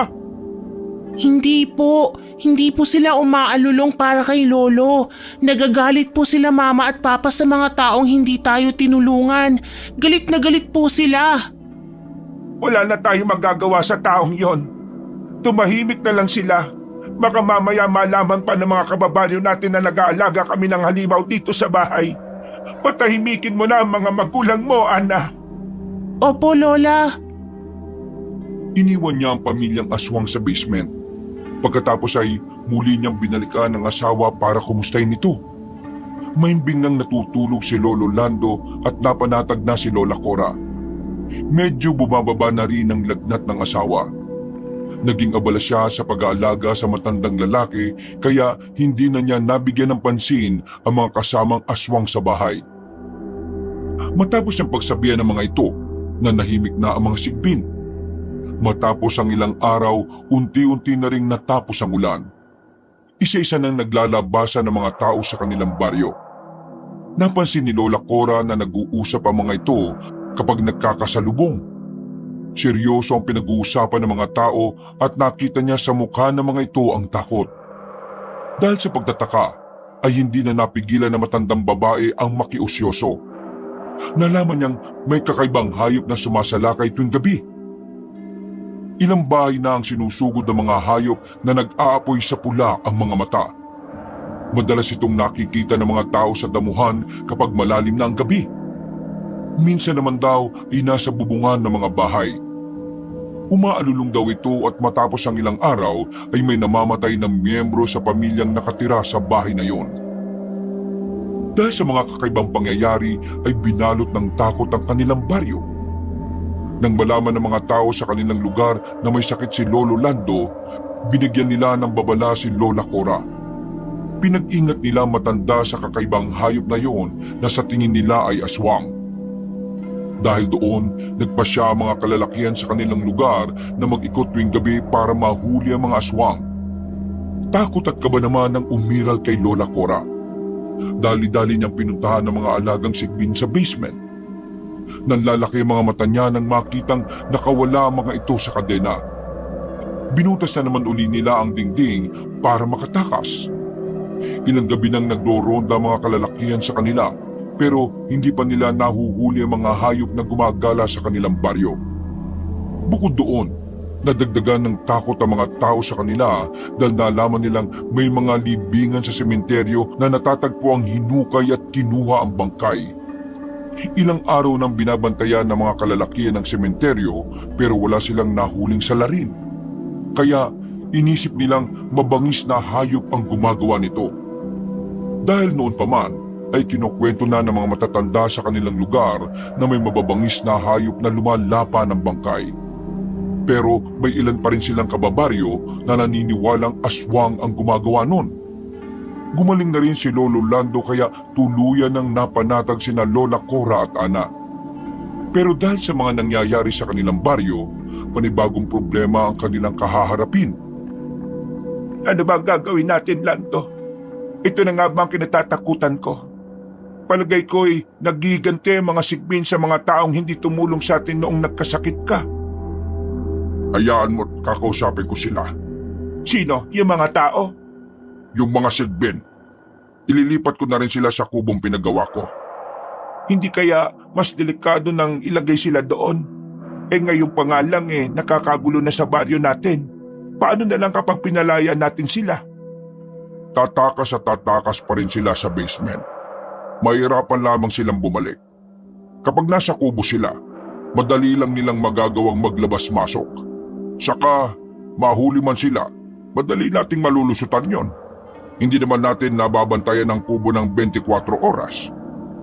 Ay sige, bahala ka na. Ilang araw matapos mailipat ni Lolo Lando ang mga sigbin sa kubo, dumalang na ang pagroronda ng mga kababaryo nila tuwing gabi. Dahil hindi na rin daw nagpapakita ang kakaibang hayop. Pero nabaling sa kanila ang atensyon ng mga tao. Dahil nagtataka ang mga ito kung bakit madalas silang bumibili ng mga baboy. Pero hindi naman sila nagbebenta ng mga karne. Tanging gulay lang ang kanilang itinitinda. Dahil 3 lang naman sila sa bahay, hindi naniniwala ang mga kababaryo nila na kaya nilang ubusin ang mga malalaking baboy. Dahil doon, naramdaman ng mag-asawa na binabantayan ng mga tao ang kanilang kilos. Kaya hindi na muna sila bumibili ng baboy. Tanging manok na lang ang kanilang kinakatay mula sa mga alaga. Mahihirapan na tayong kumilos ngayon na. Kapag naubos na ang mga manok natin, ano na ang kakainin ni Ana? Ay nako, problema nga talaga. Buti na lang kahit papaano masipag mangitlog ang mga alaga nating manok. Mamili tayo ng iba pang hayop na aalagaan. Baka iba naman ang isipin ng mga tao kapag nagdagdag tayo ng mga alaga. Di sabihin nating namamatay ang mga alaga natin kaya hindi dumadami. Bakit kaya parang minamalas na tayo ngayon na? Hindi totoo yan. May mga tao lang na naiinggit dahil matatanda na tayo at nagagawa pa natin magtanim ng gulay at mag-alaga ng mga hayop. Ganyan naman talaga ang buhay Hanggat may naiinggit, lalo tayong pag-iinitan. Hindi rin naman tayo mag-aalala kung wala naman tayong itinatagong aswang, Lando. Hoy, yung bibig mo, itikom-tikom mo. Huwag mo mabanggit-banggit ang salitang yan. Sa oras na may makarinig lalong titibay ang paghihinala nila sa atin Ay, nako. Habang nagtitinda ng gulay si Lola Cora, nakikinig siya sa usapan ng mga bumibili sa kanya. Maya-maya, hindi na niya napigilan ng sumabat sa mga ito. Dahil nakuha ang kanyang atensyon sa pinagkukwentuhan nilang tao. Anong sinabi ninyo? Sino ba ang pinag-uusapan nyo? Si Berto ba? Yung masipag na magsasaka ni Luningning? Opo, Lola Cora. Si Mang Berto nga. Nakasanayan na kasi niya na pagkatapos mag-araro sa bukid ay dinadala niya sa ilog ang kalabaw niya. Doon niya pinapaligo at kinukuha niya kinabukasan. Kaso hindi raw umuwi nung gabi. Kaya kinabukasan hinanap na ng pamilya niya. Pinuntahan nila sa ilog. Nakita nila doon, patay na. Lumulutang daw sa ilog ang katawan ni Mang Berto. Pati ang kalabaw ay patay na rin. Diyos ko, ano na naman ba nangyayari dito sa lugar natin? Ano ba ikinamatay? Nalunod daw po kasi maputla ang katawan niya at lumobo ang tiyan. Noong iniahon nila sa ilog, naglalabas pa raw ng tubig ang katawan niya. Dumadaan daw sa bibig tsaka sa ilong. Kaawa-awang lalaki. Napakasipag pa naman niya. Tama po kayo dyan, pero may isa pang nakapagtataka. Ano yon? Dumating si Apo Isog, yung manggagamot sa kabilang sityo. May ginamot po kasi siya sa ibayo. Tapos bago raw umuwi ay dumaan sa burol ni Mang Berto. Sinabi daw ng matandang lalaki na hindi si Mang Berto ang nasa kabaong. Hindi raw yun ang katawan niya. Pinalitan daw. Katawan daw ng saging ang pinagbuburulan doon. Sabi pa niya sa pamilya ni Mang Berto na kung gustong malaman ng totoo, dalhin daw sa ilog ang bangkay at ihagis doon. Lulutang daw yun at malalantad ng tunay na itsura. Anong sinabi ng pamilya ni Berto? Hindi po naniwala kasi respeto na raw po sa asawa niya. Patay na nga paglalaruan pa. Ama nga naman siya. Mas nakakaawa si Berto kapag ganon. Hindi rin naman siguradong mapapatunayan yon. Mas magiging katawa-tawa pa sila. Hindi talaga marunong lumangoy si Berto. Saka ang sabi ng asawa niya takot lumusong sa tubig kasi madalas pinupulikat ang binti. Baka napilitang lumusong dahil sa kalabaw niya. Baka nga po, pero hindi naman po malalim ang ilog nung gabing yun. Nakakapagtaka na pati ang kalabaw niya ay nalunod. Baka may nilalang talaga na pinaglalaruan tayo. Dapat talaga'y wag nang lalabas kapag gabi na Nakakatakot na talaga. Oo, dapat talaga hindi na lumalabas kapag sumasapit na ang dilim. Mahirap na. Lola Cora, napansin ko po, wala kayong alagang aso. Naku, dapat mag-alaga kayo. Kasi bantay nyo yan. Baka mamaya kayo naman ang salakayin ng kakaibang hayop na gumagala tuwing gabi. Wala pa naman kayong kasama na lalaking malakas-lakas ang katawan. Matanda na po si Lolo Lando. Hindi na niyang kakayanin na makipaglaban pa. Nasan po pala si Lolo Lando? Nandun sa taniman ng gulay. Mapupunla daw siya ng talong. Masipag din po talaga si Lolo Lando, no? Kahit kagagaling lang sa sakit nagtatanim na uli. Nakapagpatayo pala kayo ng kubo sa taniman nyo. Oo. Alam nyo po, nanganak ang aso ni Melba. Kapag napunta ko ron, ihihingi ko kayo ng isa. Ay sige, salamat Mirna. Nang umalis na si Aling Mirna, sinundan pa siya ng tingin ni Ana. Matalim ang tingin na yon ng bata kaya kagad na napansin ni Lola Cora. Nang makalis na ang kanilang mga suki ay saka kinausap na matanda ang kanyang apo. Bakit mukhang galit ka kay Mirna ha, Ana? Masama po kasi ang ugali niya. Paano masama ang ugali? Nung may sakit po si Lolo, hindi niya tayo tinulungan. Huwag kang magtanim ng galit sa kapwa. Masama yan. Baka wala silang pera nung araw na yon. Balita ko rin kasi na nabaon sila sa utang nung nagkasakit si Lala. Pero malaki po ang pera nila dahil nabenta po nila ang lupa nila, Lola. Ano mo naman nalaman yan? Noong may sakit po si Lala, palagi ako nagbabantay sa kanila kaya alam ko po. Ano ka nagbabantay sa kanila? Hindi ka naman umaalis ng bahay. Basta po. Anong basta? Hindi tamang dahilan yan. Halika, pumasok nga tayo sa bayan, doon natin pag-usapan yan. Hinawakan niya sa braso ang apo at marahang nila papasok sa bahay. Pagkapasok nila ay isinarado pa ni Lola Cora ang pintuan para walang makakita sa kanila. Ngayon mo nga sabihin sa akin ang sinasabi mo kanina. Marami pa ba kaming hindi alam sa iyo? Alam kong marami ka pang kayang gawin na hindi namin alam. Pero ngayon, kailangan na naming malaman ang lahat. Ana, ayaw ko na pinaglilihiman mo kami. Kaya sana sabihin mo sa akin ang mga hindi pa namin alam. Lola! Kapag hindi mo sinabi, magagalit ako sa iyo. Baka po kasi hindi ka maniwala Ngayon pa ba ako hindi maniniwala? Nung sinabi mong aswang ka, hindi ako nagdalawang isip na paniwalaan ka. Noon po kasi, nahuli niyo akong kumakain ng buhay na manok. Ngayon po, wala akong patunay. Ano ba kasi yon? Sabihin mo na. Huwag kang mag-isip na hindi kagad ako maniniwala. Kasi po, kaya kong iwanan ng katawan ko. Nakakalabas po ako ng bahay kahit wala ako sa katawan ko. Naghahanap po ako ng mga taong may sakit para kina mama at papa. Nagbabantay ako sa bubungan ng bahay. Hinihintay kong mamatay sila. Kapag po patay na sila, sinasabi ko kina mama at papa para mapuntahan nila at makakain po sila. Dahil sa pagtatapat ng bata, halos hindi mapaniwalaan ni Lola Cora ang sinabi nito. Pero kapag naaalala niya ang mga kakaiba nitong kilos kapag natutulog, doon niya naisip na baka nga totoo ang sinasabi ng bata. Kinagabihan, ikinuwento agad ni Lola Cora sa kanyang asawa ang ipinagtapat ni Ana.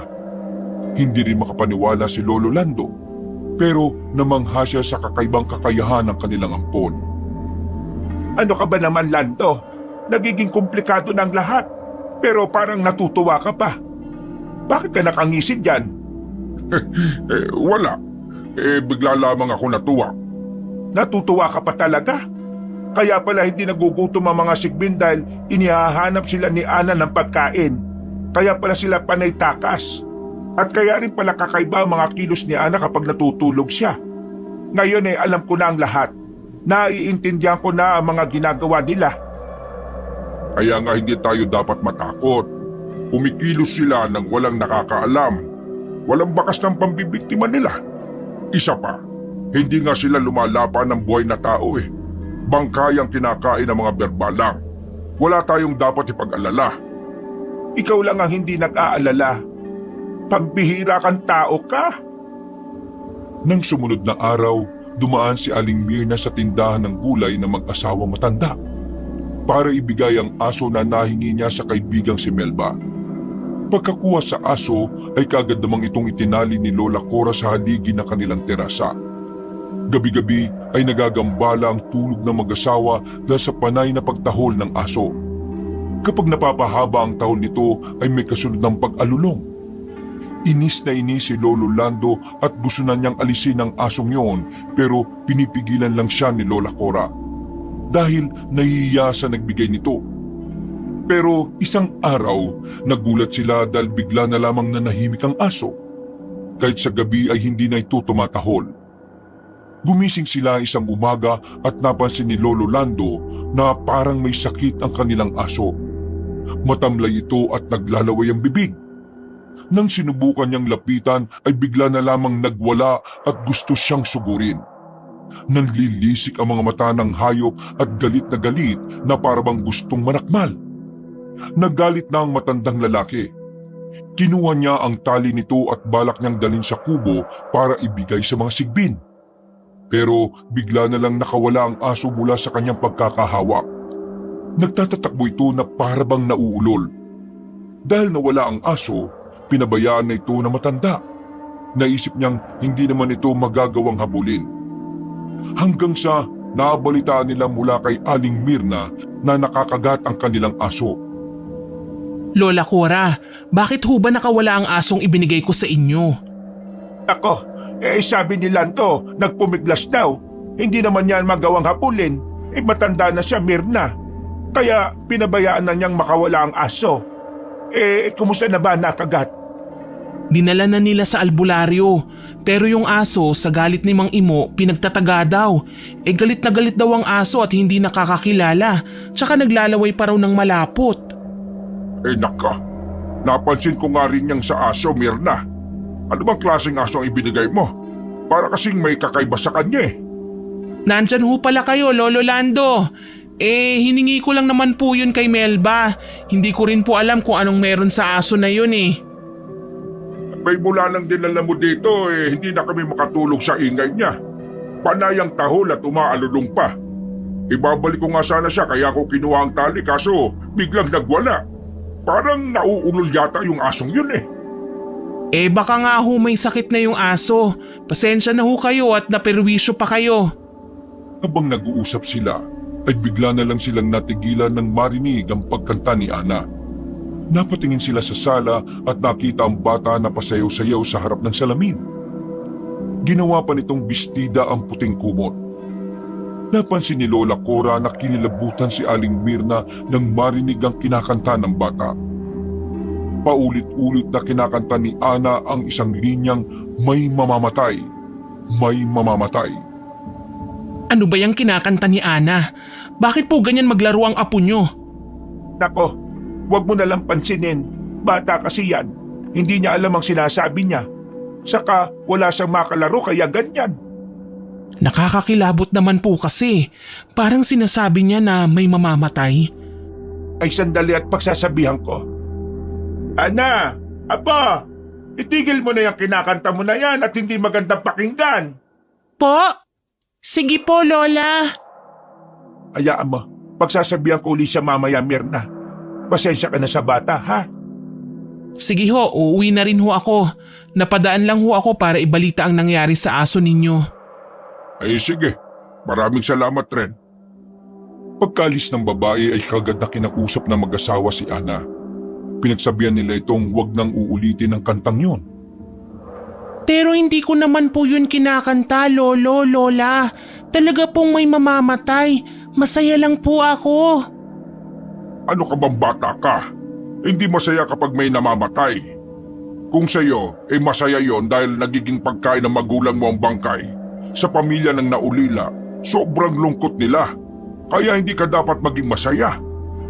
Lolo, kapag hindi siya namatay, mahihirapan po siya sa sakit niya. Madadamay din po ang iba. Anong ibig mong sabihin? Sino bang mamamatay na sinasabi mo? Yung nakagat po ng aso. May kinalaman ba kayo doon? Di po ba ang lalaking yun masama siya? Inapi niya po kayo ni Lolo nung may sakit po si Lolo. Kaya po nagalit si Mama at saka si Papa. Ano? Anong ginawa ng mga magulang mo sa kanila? Wala po. Kinagat lang po ni Papa yung aso. Binigyan po niya ng sakit yung aso. Hindi naman po nila alam na ang lalaking yun ang mabibiktima. Bakit niya yung ginawa sa aso? Maingay po kasi. Di po ba nagagalit kayo sa ingay niya? Ke barbaridad! Magkakasakit yata ako sa mga nangyayari. Ikaw na nga ako mausap niyan, Lando. Nagagalit po kayo, Lola? Bakit hindi ako magagalit? Pumapatay na kayo ng tao. Ayoko ng ganon. Ano ba to? Lahat ng mga taong mananakit sa amin ay papatayin ninyo. Hindi na tama ang ginagawa niyong yan. Kung ipagpapatuloy niyo yan, palalayasin ko na kayo. Lola! Mula ng pagsabihan ni Lola Cora ang bata ay hindi na niya ito kinibo hanggang kinagabihan. Pumasok na sila sa kani-kanilang kwarto nang walang imikan. Habang nakaiga ang mag-asawa ay pinag-usapan nila ang kanilang mga ampon. Lando, nagiging magulo na ang lahat. Ayaw kong may madamay pang iba. Gumawa ka ng paraan. Ano namang paraan ba ang sinasabi mo? Paalisin mo na sila. Kung ipagpapatuloy nila ang kanilang ginagawa, magiging mitya ito ng gulo. Baka pati tayo ay sunugin ang buhay ng mga kababaryo natin. Nambibiktima na sila ng mga tao, Lando. Nagagalit kasi sila dahil nakikita nilang inaapi tayo ng mga tao. Kahit na, hindi tamang manakit sila ng tao. Iniisip ko tuloy na baka sila din ang may kagagawa ng pagkamatay ni Berto at ng kalabaw niya. Hayaan mo. Pagbilog ng buwan, kakausapin natin ang mag-asawang Sigbin. Hinintay nilang maging kabilugan ng buwan para makausap ang mga magulang ni Ana. Nagkasundo naman sila na titigilan na ng mga ito ang pagganti sa mga tao. Habang nag-uusap, nakaramdam si Mang Ruben na may tao sa paligid. Kagad na sinilip ni Lolo Lando kung sino ang naroon. Pero madilim sa labas dahil sa mga matataas na punong tanim na matandang lalaki. Hindi niya nakilala kung sino ang nagmamatsyag sa kanila. Naaninag niyang nagmamadaling tumakbo palayo ang lalaki. Ano, Lando? Talagang may tao sa labas? Nakita ko siyang tumakbo Paano na?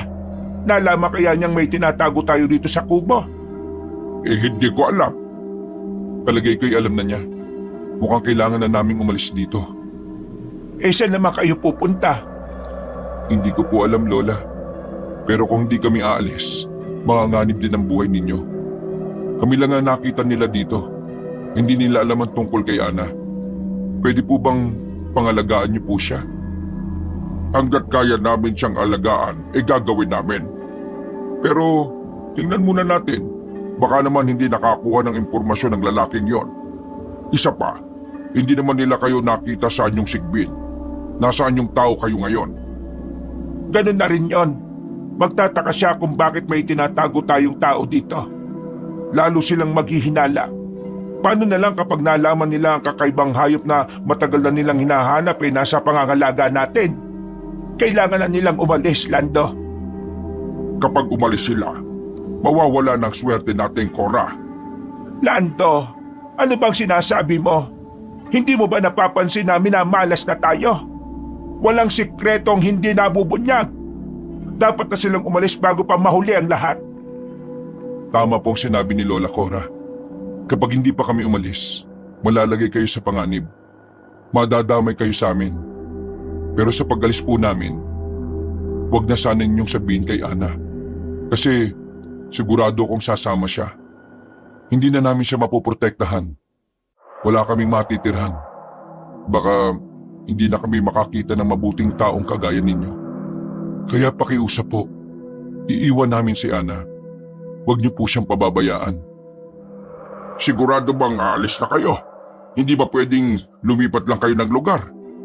Saan mo naman siya ililipat, Lando? Huwag po kayong mag-alala. Dadalaw-dalaw po kami. Dahil sa desisyon ng mag-asawa ay hindi na napigilan ni Lolo Lando ang mga sigbin. Nang gabing yon, nagpa siya nang umalis sa mga ito. Nalungkot ang dalawang matanda at hindi rin nila magawang sabihin kay Ana na iniwan siya ng mga magulang niya. Pero ilang araw ang nakalipas. Nalaman din ng bata dahil pinuntahan niya sa kubo ang mga ito at wala na siyang naabutan. Bakit po hindi niyo sinabi sa akin na iniwan na ako nila mama at papa? Bakit po nila ako iniwan dito? Sabi nila sa akin hindi nila ako iiwan. Delikado na kasi, Apo. Kailangan na nilang lumayo. Dapat sinama po nila ako. Paano na po sila? Saan po sila titira? Paano sila kakain? Hindi nila kaya maghanap ng pagkain pag wala ako. Kaya nila yun na po. Saka sabi nila, dadalawin ka naman nila dito. Kailangan lang na matapos ang mga usap-usapan dito sa baryo. Hindi ako naniniwala. Hindi na sila babalik. Hindi na nila ako kukunin dito. Nandito naman kami ng lolo mo. Ayaw mo na ba sa amin? Gusto ko po ang mama at papa ko. Hahanapin ko po sila. Hindi. Huwag mong gawin. Mapanganib. Saka hindi mo alam kung saan sila hahanapin. Kahit na po, hahanapin ko ang mama at papa ko. Ilang gabi ring umiyak ng umiyak ang bata. Naging matamlay siya at hindi gaano kumakain. Inakala nila na kapag umalis na ang mga sigbin ay matatahimik na ang kanilang lugar. Pero lalong naging magulo dahil nakikita ng mga tao ang sigbin na gumagala. Dahil doon ay muling nagronda ang mga kalalakihan. Buo ang desisyon nila na hanapin ang sigbin. Dahil sa takot ni Ana na baka mapatay ng mga tao ang kanyang mga magulang, palihim siyang umalis ng bahay isang gabi. Lando, si Ana ba ay nakita mo? Hindi ba't nasa kwarto? Wala siya dun eh. Saan naman pupunta yon? Hindi naman naalis ang bata at gabi na. Nandyan lang yan, hanapin mo. Baka nasa banyo. Hinanap ko na nga sa buong bahay at wala siya. Yung maliit niyang bag na may langis, nawawala rin. Ano? Saan naman pupunta yung batang yon? Hindi kaya lumabas ng bahay para hanapin ang mga magulang niya? Baka nag-aalala siya dahil sa mga kumakalat na balita tungkol sa paghahanap ng mga tao sa sigbin na yan.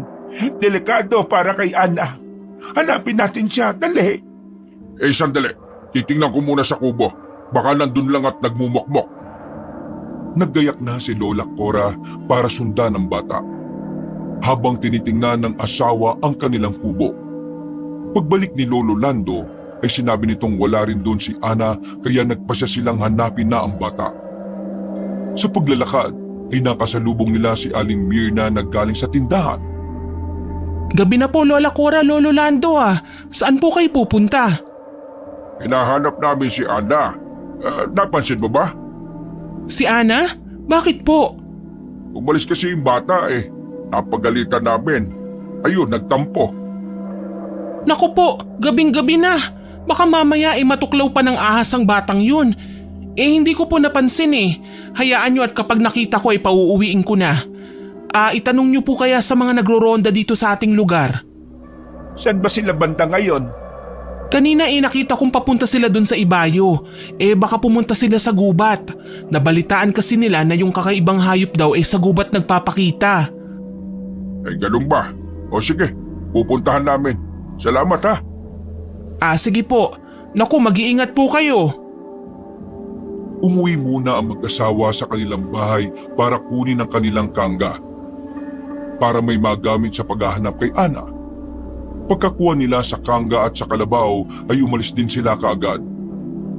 Pinailawan ni Lola Cora ang dala nilang flashlight at tinanglawan ang paligid. Panay ang tingin niya sa kanilang dinaraanan para makita si Ana. Ilang minuto na nilang binabagtas ang daan pero hindi pa rin nila makita ang bata. Napakabilis naman yatang maglakad ng batang yon. Talaga kayang dito siya dumaan? Baka mamaya sa kabilang daan naman. Palagay ko hindi siya pupunta sa bayan. Hindi siya makakatawid sa ilog. Saka isa pa, baka natunugan na niyang nasa gubot ang mga sigbin. Dapat talaga binantayan ko siya ng mabuti. Huwag mo nang sisihin ang sarili mo. Makikita rin natin ang bata. Nang makarating na sila malapit sa gubat, nakita na rin nila ang mga sulo na bitbit na mga tao. Habang papalapit ay naririnig nila ang ingay ng mga ito. Nagsisigawan sila at sinasabing nakita na nila ang sigbin. Ang mga nakakalat na kalalakihan ay nagsama-sama para pumunta sa iisang direksyon kung saan sinasabing naroon ang hayop. Hinagupit na ni Lolo Lando ang kalabaw para pabilisin ang paglalakad nito. Maya-maya ay nakita nila si Ana na naglalakad habang patago-tago sa mga puno. Lando, si Ana yon. Nandun siya sa gawing yon. Siya ba talaga yon? Oo, kilala ko ang damit na suot niya. Saka, sino ba namang bata ang pupunta sa gubat ng ganitong oras? Si Ana lang yon. Sandali. Bakit ang bilis naman ang kilos ng batang yon? Ang bilis niyang tumakbo. Saka, napansin mo ba? Nag-aapoy na kulay pula mga mata niya. Parang nagbabagang uling. Oo, nakita ko na mga mata niyang yon nung dinalaw namin si Lala.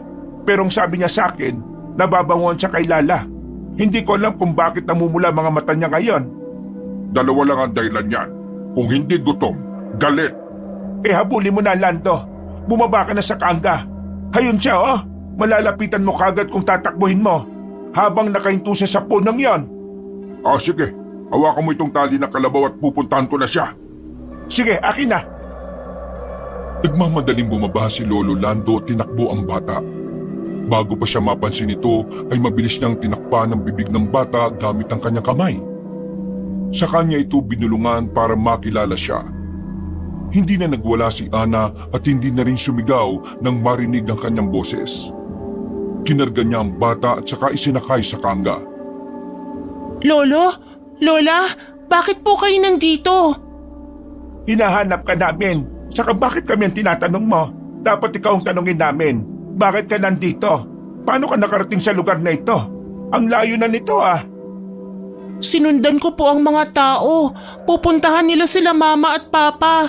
Nandito daw po sila sa gubat Gusto ko po silang iligtas. Papatayin sila ng mga taong yun. Hindi sila mapapatay ng mga taong yon, Ana. Mabibilis tumakbo ang mga sigbin. Ano ang laban ng mga tao sa apat ang paa? Dalawa lang ang paa ng mga tao pero ikaw, magtataka sila kung bakit ka nandito ng ganitong oras. Tara, umuwi na tayo bago pa nila mapansin na nandito ka. Ayoko po! Pupuntahan ko sila mama! Huwag na matigas ang ulo mo. Mas ikapapahamak nila ang gagawin mo. Pinalakad na uli ni Lolo Lando ang kalabaw. Pero hindi pa sila nakakalayo nang marinig nila ang sigawan ng mga kalalakihang nagruronda. Sa usapan ng mga ito ay napalibutan nila ang isang sigbin. Inutusan ng isang lalaki ang mga kasama na hagisan nito ng apoy para sunugin. Nang marinig yun ni Ana, bigla siyang tumalon sa lupa at mabilis na tumakbo sa kinaroroonan ng mga tao. Natataranta naman ang dalawang matanda. Pinahinto ni Lolo Lando ang kalabaw at sa kanya hinabol si Ana. Dahil sa pag-aalala ni Lola Cora, bumaba siya sa kangga at itinali sa isang puno ang kalabaw. At saka siya sumunod sa pinuntahan ng dalawa. Habang papalapit siya, ay lalong nakakagulo ang mga tao. Palakas ng palakas ang kanilang ingay. Nasa may kataasan ng lugar ang napunta nila Lola Cora at mula doon ay natanaw niya ang mga nangyayari. Nakita niyang napaliligiran ng mga kalalakihan ng isang sigbin. Salitan nila itong inaambaan ng sulo kaya lalong nagagalit ang hayop. Umaatake ang sigbin. Hinahablot niya ang mga lalaki sa pamamagitan ng pagkagat. Pero kagad naman itong nahahampas ng mga kalalakihan gamit ang dala nilang pamalo na gawa sa kawayan. Napansin ni Lola Cora na ayaw ding saktan ng sigbin ang mga tao. Ang gusto lang nito ay makatakas. Pero walang awa ang mga tao. Hinagisan nila ng sulo ang hayop at nahagip ang buntot nito. Sumiklab ang apoy at nataranta ang sigbin. Nagpaikot-ikot ito sa lupa para patayin ang apoy. Nakakuha naman ng pagkakataon ng mga lalaki para hatawin ang sigbin gamit ang dala nilang latigo na gawa sa buntot ng pagi. Umatungal ng malakas ang hayop sa bawat paghampas sa katawan nito. Napapapikit na lamang si Lola Cora dahil sa awa sa sigbin. Maya-maya ay biglang nagsigawan ng mga lalaki. Ang ilan sa kanila ay nabuwal at ang iba ay tumalsik. Nang tingnan ni Lola Cora kung ano ang dahilan, nakita niyang dumating ang isang sigbin. Alam niyang si Ruben ito at nagpunta siya para iligtas ang asawa. Sinugod ni Ruben ang mga lalaki at pinagkakagat ang mga ito. Naglayuan ng mga kababaryo ni Lola Cora dahil sa takot sa mabagsik na sigbin na bagong dating. Pero isang matapang na lalaki ang naghagis ng sibat. Tinamaan si Ruben sa hita dahilan para hindi na ito gaano makalakad. Muling sumugod ang mga lalaki. Pinagtulungan nilang hagupitin ng mga hayop. Nang makita nilang nanghihina na at pagod ang mga ito dahil sa pagdidepensa sa sarili, lalo namang nagkaroon ng dahilan ng mga lalaki na patayin ang mga hayop. Napalingon si Lola Cora sa kanyang likuran nang makarinig ng yabag. Paglingon niya ay nakita niya ang asawa karga si Ana. Nakagapos si Ana at nilagyan pa ng busal ang bibig para hindi magingay. Anong ginawa mo sa bata, Lando? Huwag kang maingay. Kunin mo si Ana. Hawakan mo ng maigpit. Huwag mong hayaang gumawa ng ingay. Anong gagawin mo? Saan ka pupunta? Susubukan kong iligtas sa mga sigbin. Paano mo sila ililigtas? Bahala na. Susubukan kong pigilan ng mga tao. Pagkaalis ni Lolo Lando ay binalingan naman ni Lola Cora ang bata. Iyak ng iyak ang bata at kahit hirap magsalita ay alam niyang nagmamakaawa ito. Apo, hindi kita maintindihan. Nilagyan ng lolo mo ng busel ang bibig mo para hindi ka makasigaw dahil delikado. Kung aalisin ko yan, mapapangako mo ba na hindi ka sisigaw? Tumango ang bata sa tanong na iyon ni Lola Cora. Kaya nagpa siya matanda na alisin ang nakatakip sa bibig ni Ana. Panayang iyak ng bata at awang-awa ang matanda sa kanya. Lola, pagawalan niyo po ako. Gusto kong puntahan sila mama at papa. Hindi pwede, Apo. Iniwan ka nila sa amin para hindi ka madamay. Pero kung lalapitan mo sila ngayon, mawawala ng saysay ang pagliligtas nila sa iyo. Papatayin po nila ang mga magulang ko, Lola. Kaya nga nandun ang lolo mo. Ililigtas niya sila. Saka kahit pumunta ka doon, wala kang magagawa. Isa ka lang batang aswang at hindi pa ganap na aswang. Mahirapan ang mga magulang mo na iligtas ang sarili nila kapag nandun ka. Isa pa, malalaman ng mga tao na may koneksyon ka sa kanila. Pati ikaw ay papatayin nila. Sabi mo po sa akin huwag ako magtatanim ng galit sa kanila. Pero paano? Sinasaktan nila ang magulang ko. Malulupit po sila, Lola. Alam kong malulupit ang mga tao. Basta, ibang nilalang para sa kanila ay mga halimaw na. Basta pumapatay ng tao, papatayin din nila. Ganun ang ugali ng mga tao. Nakakatakot. Hindi nga nila inalam ang totoong nangyayari basta na lang nagdesisyon. Kaya, wag na tayong makialam. Mapapahamak lamang tayo. Ayoko po! Ililigtas ko ang mama at papa ko! Pakawalan niyo po ako, Lola! Parang awa niyo na po! Bago pa lumakas ang iyak ni Ana ay tinakpan ni Lola Cora ang bibig nito gamit ang kanyang kamay. Maya-maya ay napatingin sila sa mga tao dahil narinig nila ang boses ni Lolo Lando. Sinasabihan niya mga kababaryo na huwag nang saktan ng mga hayop at kinukumbinsi niya na ordinaryong hayop lang ang mga ito na may kakaiba lang na itsura. Pero hindi niya nakumbinsi ang mga tao at ipinilit na aswang ang mga sigbin. Lalo pat nakikita nila ang mga ito na nasa bubungan ng bahay kung saan mayroong malubhang may sakit. Isang salot ang tingin nila sa mga hayop dahil namamatay ang mga may sakit kapag nakikita nila ang mga sigbin. Dahil sa pangyayaring yun, natatakot ang mga tao sa kanilang baryo. Kaya desidido sila na patayin ang mga hayop para wala ng katakutan ng mga tao. Kahit sabihin ni Lolo Lando na itaboy na lang ang mga hayop ay hindi siya pinakinggan ng mga ito at naggalit pa sa kanya. Pinag-isipan siya ng masama dahil sa pagkampi sa mga sigbin. Itinulak nila si Lolo Lando para hindi na makialam sa kanilang ginagawa. Wala nang magawa ang matandang lalaki nang muling saktan ng mga kababaryo niya ang mga hayop. Pinaghahampas nila ito gamit ang kanilang mga patpat na kawayan at latigong gawa sa buntot ng pagi. Sa bawat paghampas nila ay umaululong ang mga sigbin na parabang nagmamakaawa. Pumaibabaw na si Ruben sa kanyang asawa para hindi ito masaktan ng husto. Dahilan at napaligiran na ang mga sigbin ng mga matatapang na kalalakihan. Hindi na nakatakas sa mga hayop. Walang awa silang sinaktan hanggang sa tuluyang bawian ng buhay. Niyakap na lang ni Lola Cora si Ana at isinubsob sa kanyang dibdib para hindi makita ang kaawa-awang sinapit ng kanyang mga magulang. Bibitbitin pa sana ng mga lalaki ang walang buhay ng mga sigbin pero nakiusap na si Lolo Lando na huwag na nilang dalhin. Gusto ni Lolo Lando na ilibing ang katawan ng mga ito. Dahil sa pakiusap na matanda, umayag ang mga kababaryo niya.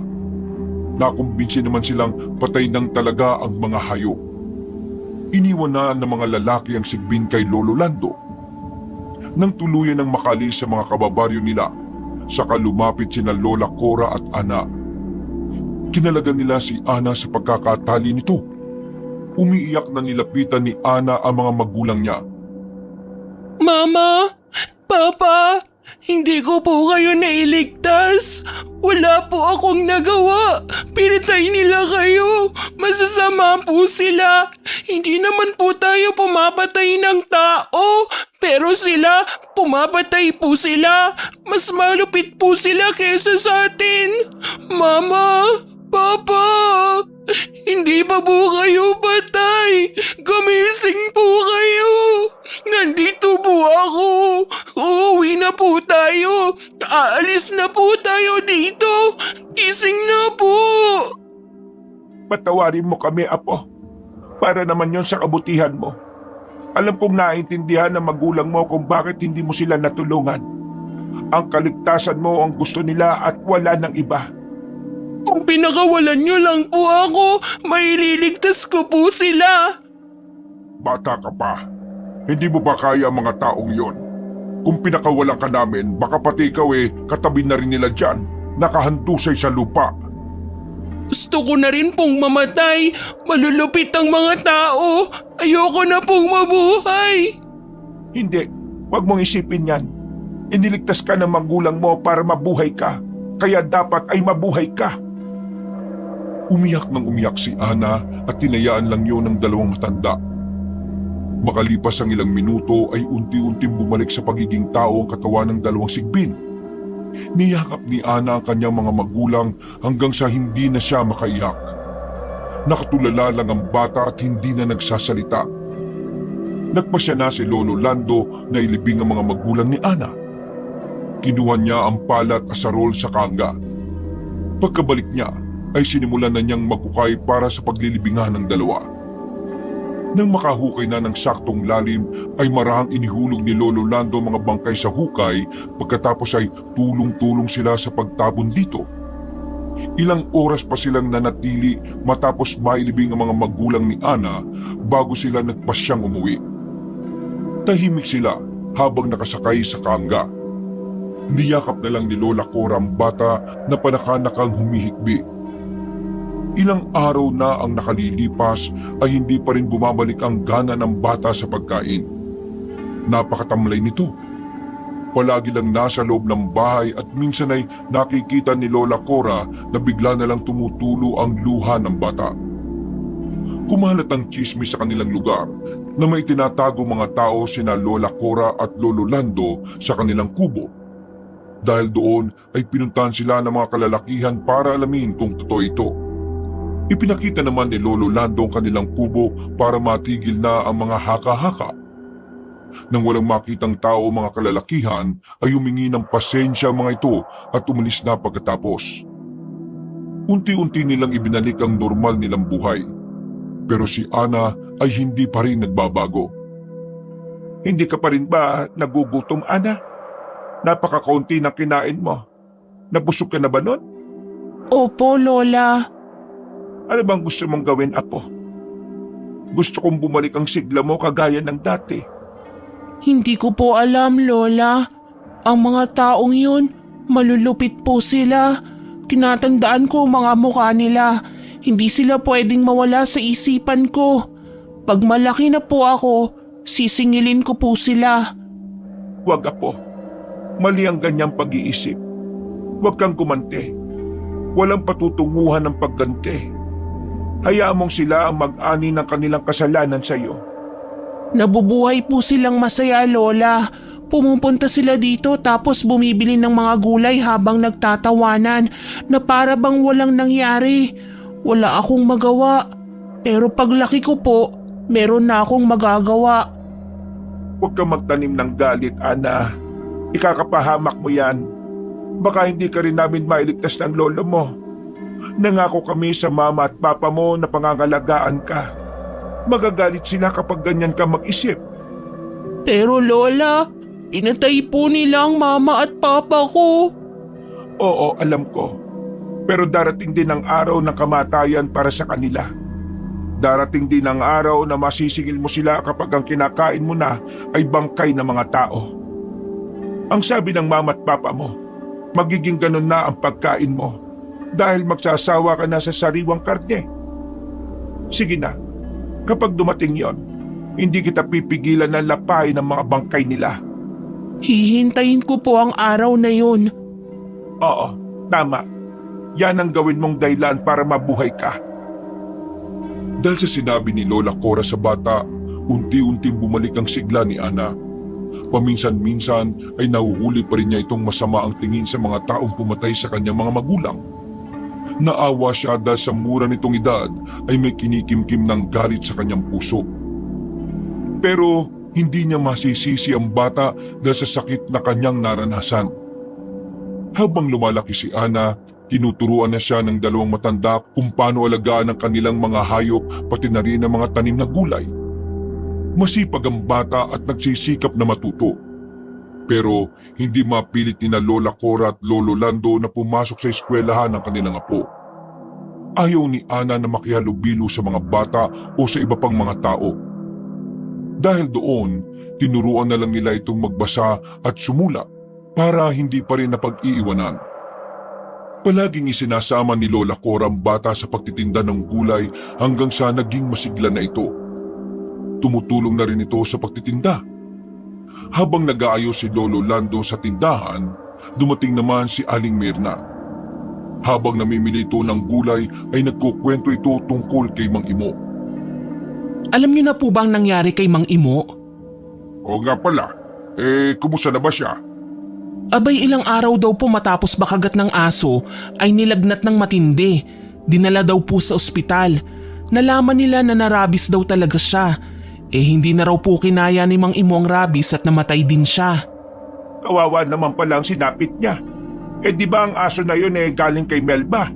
Aba, dapat nilang patingin ang ibang aso nila, baka mamaya may dala ng rabies yan. Opo, Lola Cora. Kaya nga po inoobserbahan nila ang ibang aso. Tsaka dinala na daw po sa barangay. Natakot din talaga mga kababaryo natin Kung ano-ano na lang ang nangyayari dito. Siguro naman matatahimik na ang barangay natin ngayon. Ewan ko lang po ha. Sabi kasi ng manugang ni Aling Sonia, yung si Nancy po ba, di ba buntis po yun? Tuwing gabi raw may kumakalusko sa bubungan nila. Sabi nila baka aswang daw. Kaya hayun, gabi-gabi silang nagsusunog ng goma. Aswang? Di magro-ronda na naman ang mga kalalakihan dito sa atin. Siguro kaya kung ano-ano nangyayari dito sa atin kasi ang sasama na ng ugali ng mga tao dito Ang dami-dami na kasi mga chismoso-chismosa. Naku, si Lolo Lando naman oo. Hindi naman po nambibiktima ng chismosa ang mga aswang. Mga buntis lang ang gusto nila. Kasi ang sabi, yung mga bata raw na nasa sinapupunan pa ang gusto ng mga aswang. Kaya ikaw, Mirna, kung magbubuntis ka uli, huwag ka na munang maglalabas ng bahay, delikado. Si Lolo Lando talaga oo. Wala na ho akong balak magbuntis. Tama na sa akin yung mga anak ko. Tsaka masakit pa rin sa akin ang pagkawala ni Lala Iniisip ko nga ho na baka inaswang din siya Kasi sabi ng doktor, okay na siya sa huling pa-check up ko. Pinag-vitamins na lang dahil mahina ang katawan. Pero habang tumatagal ho lalo siyang nanghihina. Tapos yung aso namin sa bahay, laging umaalulong tuwing gabi. Pero kasi hindi pa ako naniniwala sa aswang noon kaya hindi ko pinansin. Nagsisi rin ho ako. Sana ay naglagay ako ng mga pangontra. Iba naman ang kaso ni Lala. Baka lang talaga mahina ang katawan ng bata. Nako, wag na nga ninyong pag-usapan ng mga namayapa na. Bigyan na natin sila ng kapayapaan. Oo nga po. Ay, babayaran ko na nga ho itong mga napili kong gulay. Palaging malulusog ang mga gulay nyo Hindi tinatamaan ng peste. Doon sa ibayo ang mga gulay doon, kinakain daw ho ng mga insekto. Magaling lang talaga ang kamay ko sa pag-aalaga ng mga pananim. Saka, dapat kasi kinakausap nila ang mga tanim nila. Parang tao din yan Kailangan ng kalinga. Pagkabayad ni Aling Mirna sa mga pinamili niya, ay umalis na rin ito kaagad. Napailing na lang ang dalawang matanda dahil sa likas na kadaldala ng babae. Nang sumunod na gabi, nagising si Lola Cora para pumunta sa banyo. Habang naglalakad ay natapat siya sa silid ni Ana. Narinig niyang gising pa ang bata. Kumakanta ito na parabang nililibang ang sarili. Pero kinilabutan siya nang marinig ang kanta na yon. Inulit na naman ng bata ang pagkanta nito na may mamamatay. Pinasok niya ang bata sa silid nito para pagsabihan. Apo, bakit kinakanta mo na naman yan? At sa ganitong oras pa talaga? Sinabi na naming wag mo nang kakantahin yan, hindi ba? Lola, totoo naman pong may mamamatay. Ikaw na naman ba ang may kagagawa nun? Hindi po, pero naaamoy ko po ang mabango niyang amoy. Hanggang dito po ay naaamoy ko siya. Sumasama po sa hangin. Kahit po naaamoy ko lang, nabubusog ako. Sige, amuyin mo lang. Pero huwag ka nang kumanta. Bakit pala hindi ka pa natutulog? Hindi ko po alam. Hindi lang po ako inaantok pa. Ilang araw pa ang lumipas. Maagang nagising si Lolo Lando. Pumunta siya sa likod bahay para magpakain ng kanyang mga alagang hayop. Pagdating niya roon ay naabutan niya si Ana na kinakain ng isang patay na manok. Ana, bakit mo kinakain yan? Pinatay mo ba yan? Hindi po, Lolo. Nakita ko po na patay na ang manok na ito. Bakit ka kumakain ng patay? Di ba sariwang karne ang gusto mo? Kung nagugutom ka, sabihin mo't nang maipagkatay kita. Saka, doon ka dapat kumakain sa loob ng bahay. Huwag dito sa labas, baka may makakita sa'yo. Nababanguhan po ako sa patay na manok, Lolo. Natakam po ako kaya kinain ko po. Sus Mariosip kang bata ka Mukhang nagbabago na ang panlasa mo. Tama na yan. Iwanan mo na yung patay na manok. Maligo ka doon. Umuwi ka na. Opo, Lolo. Kinahapunan, nakita ni Lola Cora ang asawa na malalim ang iniisip habang nagkakape.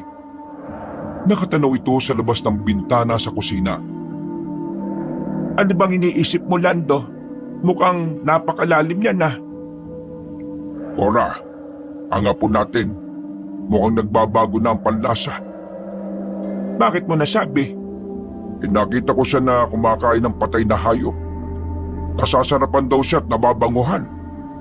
Mukhang nagiging ganap na berbalang na siya. Hindi natin ito mapipigilan.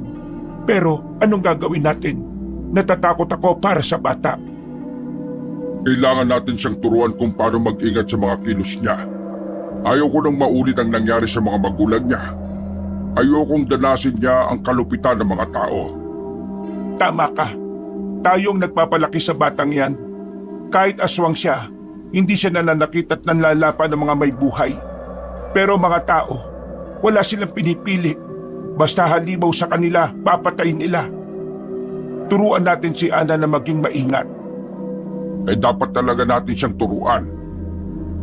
Mula noon, palagi na nilang pinangangaralan ng bata sa dapat itong ikilos. Isinasama rin siya ni Lolo Lando sa tagong parte ng kanilang lupain para doon sanayin si Ana sa pakikipaglaban. Alam niyang matatanda na sila ni Lola Cora at hindi na nila magagawang ipagtanggol ang bata. Kaya naisip niyang turuan ito kung paano ipagtanggol ang sarili. Dahil sa likas na mabilis ang kilos ni Ana, lalo pa siyang naging mahusay dahil sa pagtuturo ni Lolo Lando. Pero kakibat ng mga pagsasanay na yon, ay mas itinuturo na matanda na dapat ay mangibabaw ang kagandahang asal at kabutihan ng puso. Lumipas sa mga taon, hindi na napigilan ng mag-asawa ang panginginain ni Ana ng bangkay. Kahit anong gawin nila ay palaging tumatakas ang kanilang apo. Hating gabi na at matyagang naghihintay ang mag-asawa sa pagdating ni Ana. Tumakasuli ito kagaya ng palaging ginagawa. Nagulat pa si Ana ng pagkapasok sa bahay ay nakaabang ang kanyang lolo at lola sa sala. Tumakas ka na naman. Hindi ka talaga masabihan ano? Talagang gusto mong patayin sa nervos ang lola mo? Lo, hindi naman po. Nag-iingat naman po ako. Oo, nag-iingat ka nga. Hindi ka mahuhuli dahil mabilis kang kumilos at kaya mo nang magpalit ng anyo. Pero hindi sa lahat ng oras ay suswertehin ka. Paano kung may makakilala sa iyo? Hindi po ako dito sa lugar natin tumatambay. Sa ibang sementeryo po ako kumakain, Lolo. Bastidyo kang bata ka. Lumalayo ka na nga ngayon. Hindi po kasi ako pwede dito sa baryo natin, Lola eh. Ay nako, sumasakit na talaga ang ulo namin sa iyo, Ana. Dapat talaga pinag-aral ka namin at doon ka nagtrabaho sa punerarya. Pwede po kaya tayo magnegosyo ng ganun, Lolo? Tsaka po sementeryo? Di negosyo ka. Hindi ka naman nag-aral. Pumunta ka na nga sa banyo at maligo ka. Opo, Lolo. Matulog na po kayo ni Lola. Ay nako, malaki na siya, Lando. Kaya na niya ang buhay niya. Halika na, matulog na tayo. Palagay ko hindi na natin siya kailangang problemahin. Matalinong bata yang si Ana. Kanina lang nag-aalala ka. Ngayon nakauwi na nga po mo Aba, bigla ka na lang naging ganyan. Sala sa init at sala sa lamig. Ay nako, talaga matanda ka ho. Sa susunod nga, huwag mo na akong gigisingin ha. Nauudot ng tulog ko sa iyo Nananaginip na ako kanina tapos ginising mo ba ako? Oo na, mula ngayon hindi na kita gigisingin. Gusto mo, patulugin kita ng hindi nagdaan sa antok Ay sus, tumira ka na naman. Halika na dito, patulog na tayo. Hindi na nila inalala pa si Ana at hinayaan na nila itong magpasya para sa kanyang sarili. Lumaking matalino si Ana at maabilidad sa buhay. Masayahin din ito kaya maraming nakasundo na mga tao sa kanilang lugar. Pero alam naman ng dalawang matanda na bawat pakikipagkaibigan ni Ana ay isa lamang daan para makakuha pa ng mga pagkain kanyang kailangan. Hindi na nila ito pinigilan dahil alam nilang nang mapunta na si Ana sa kanila ay isa na itong aswang at hindi na nila mababago. Hindi naman nananakit ng tao ang kanilang apo. Kahit aswang ito, ang pagmamahal nila ay hindi na magbabago. Wakas.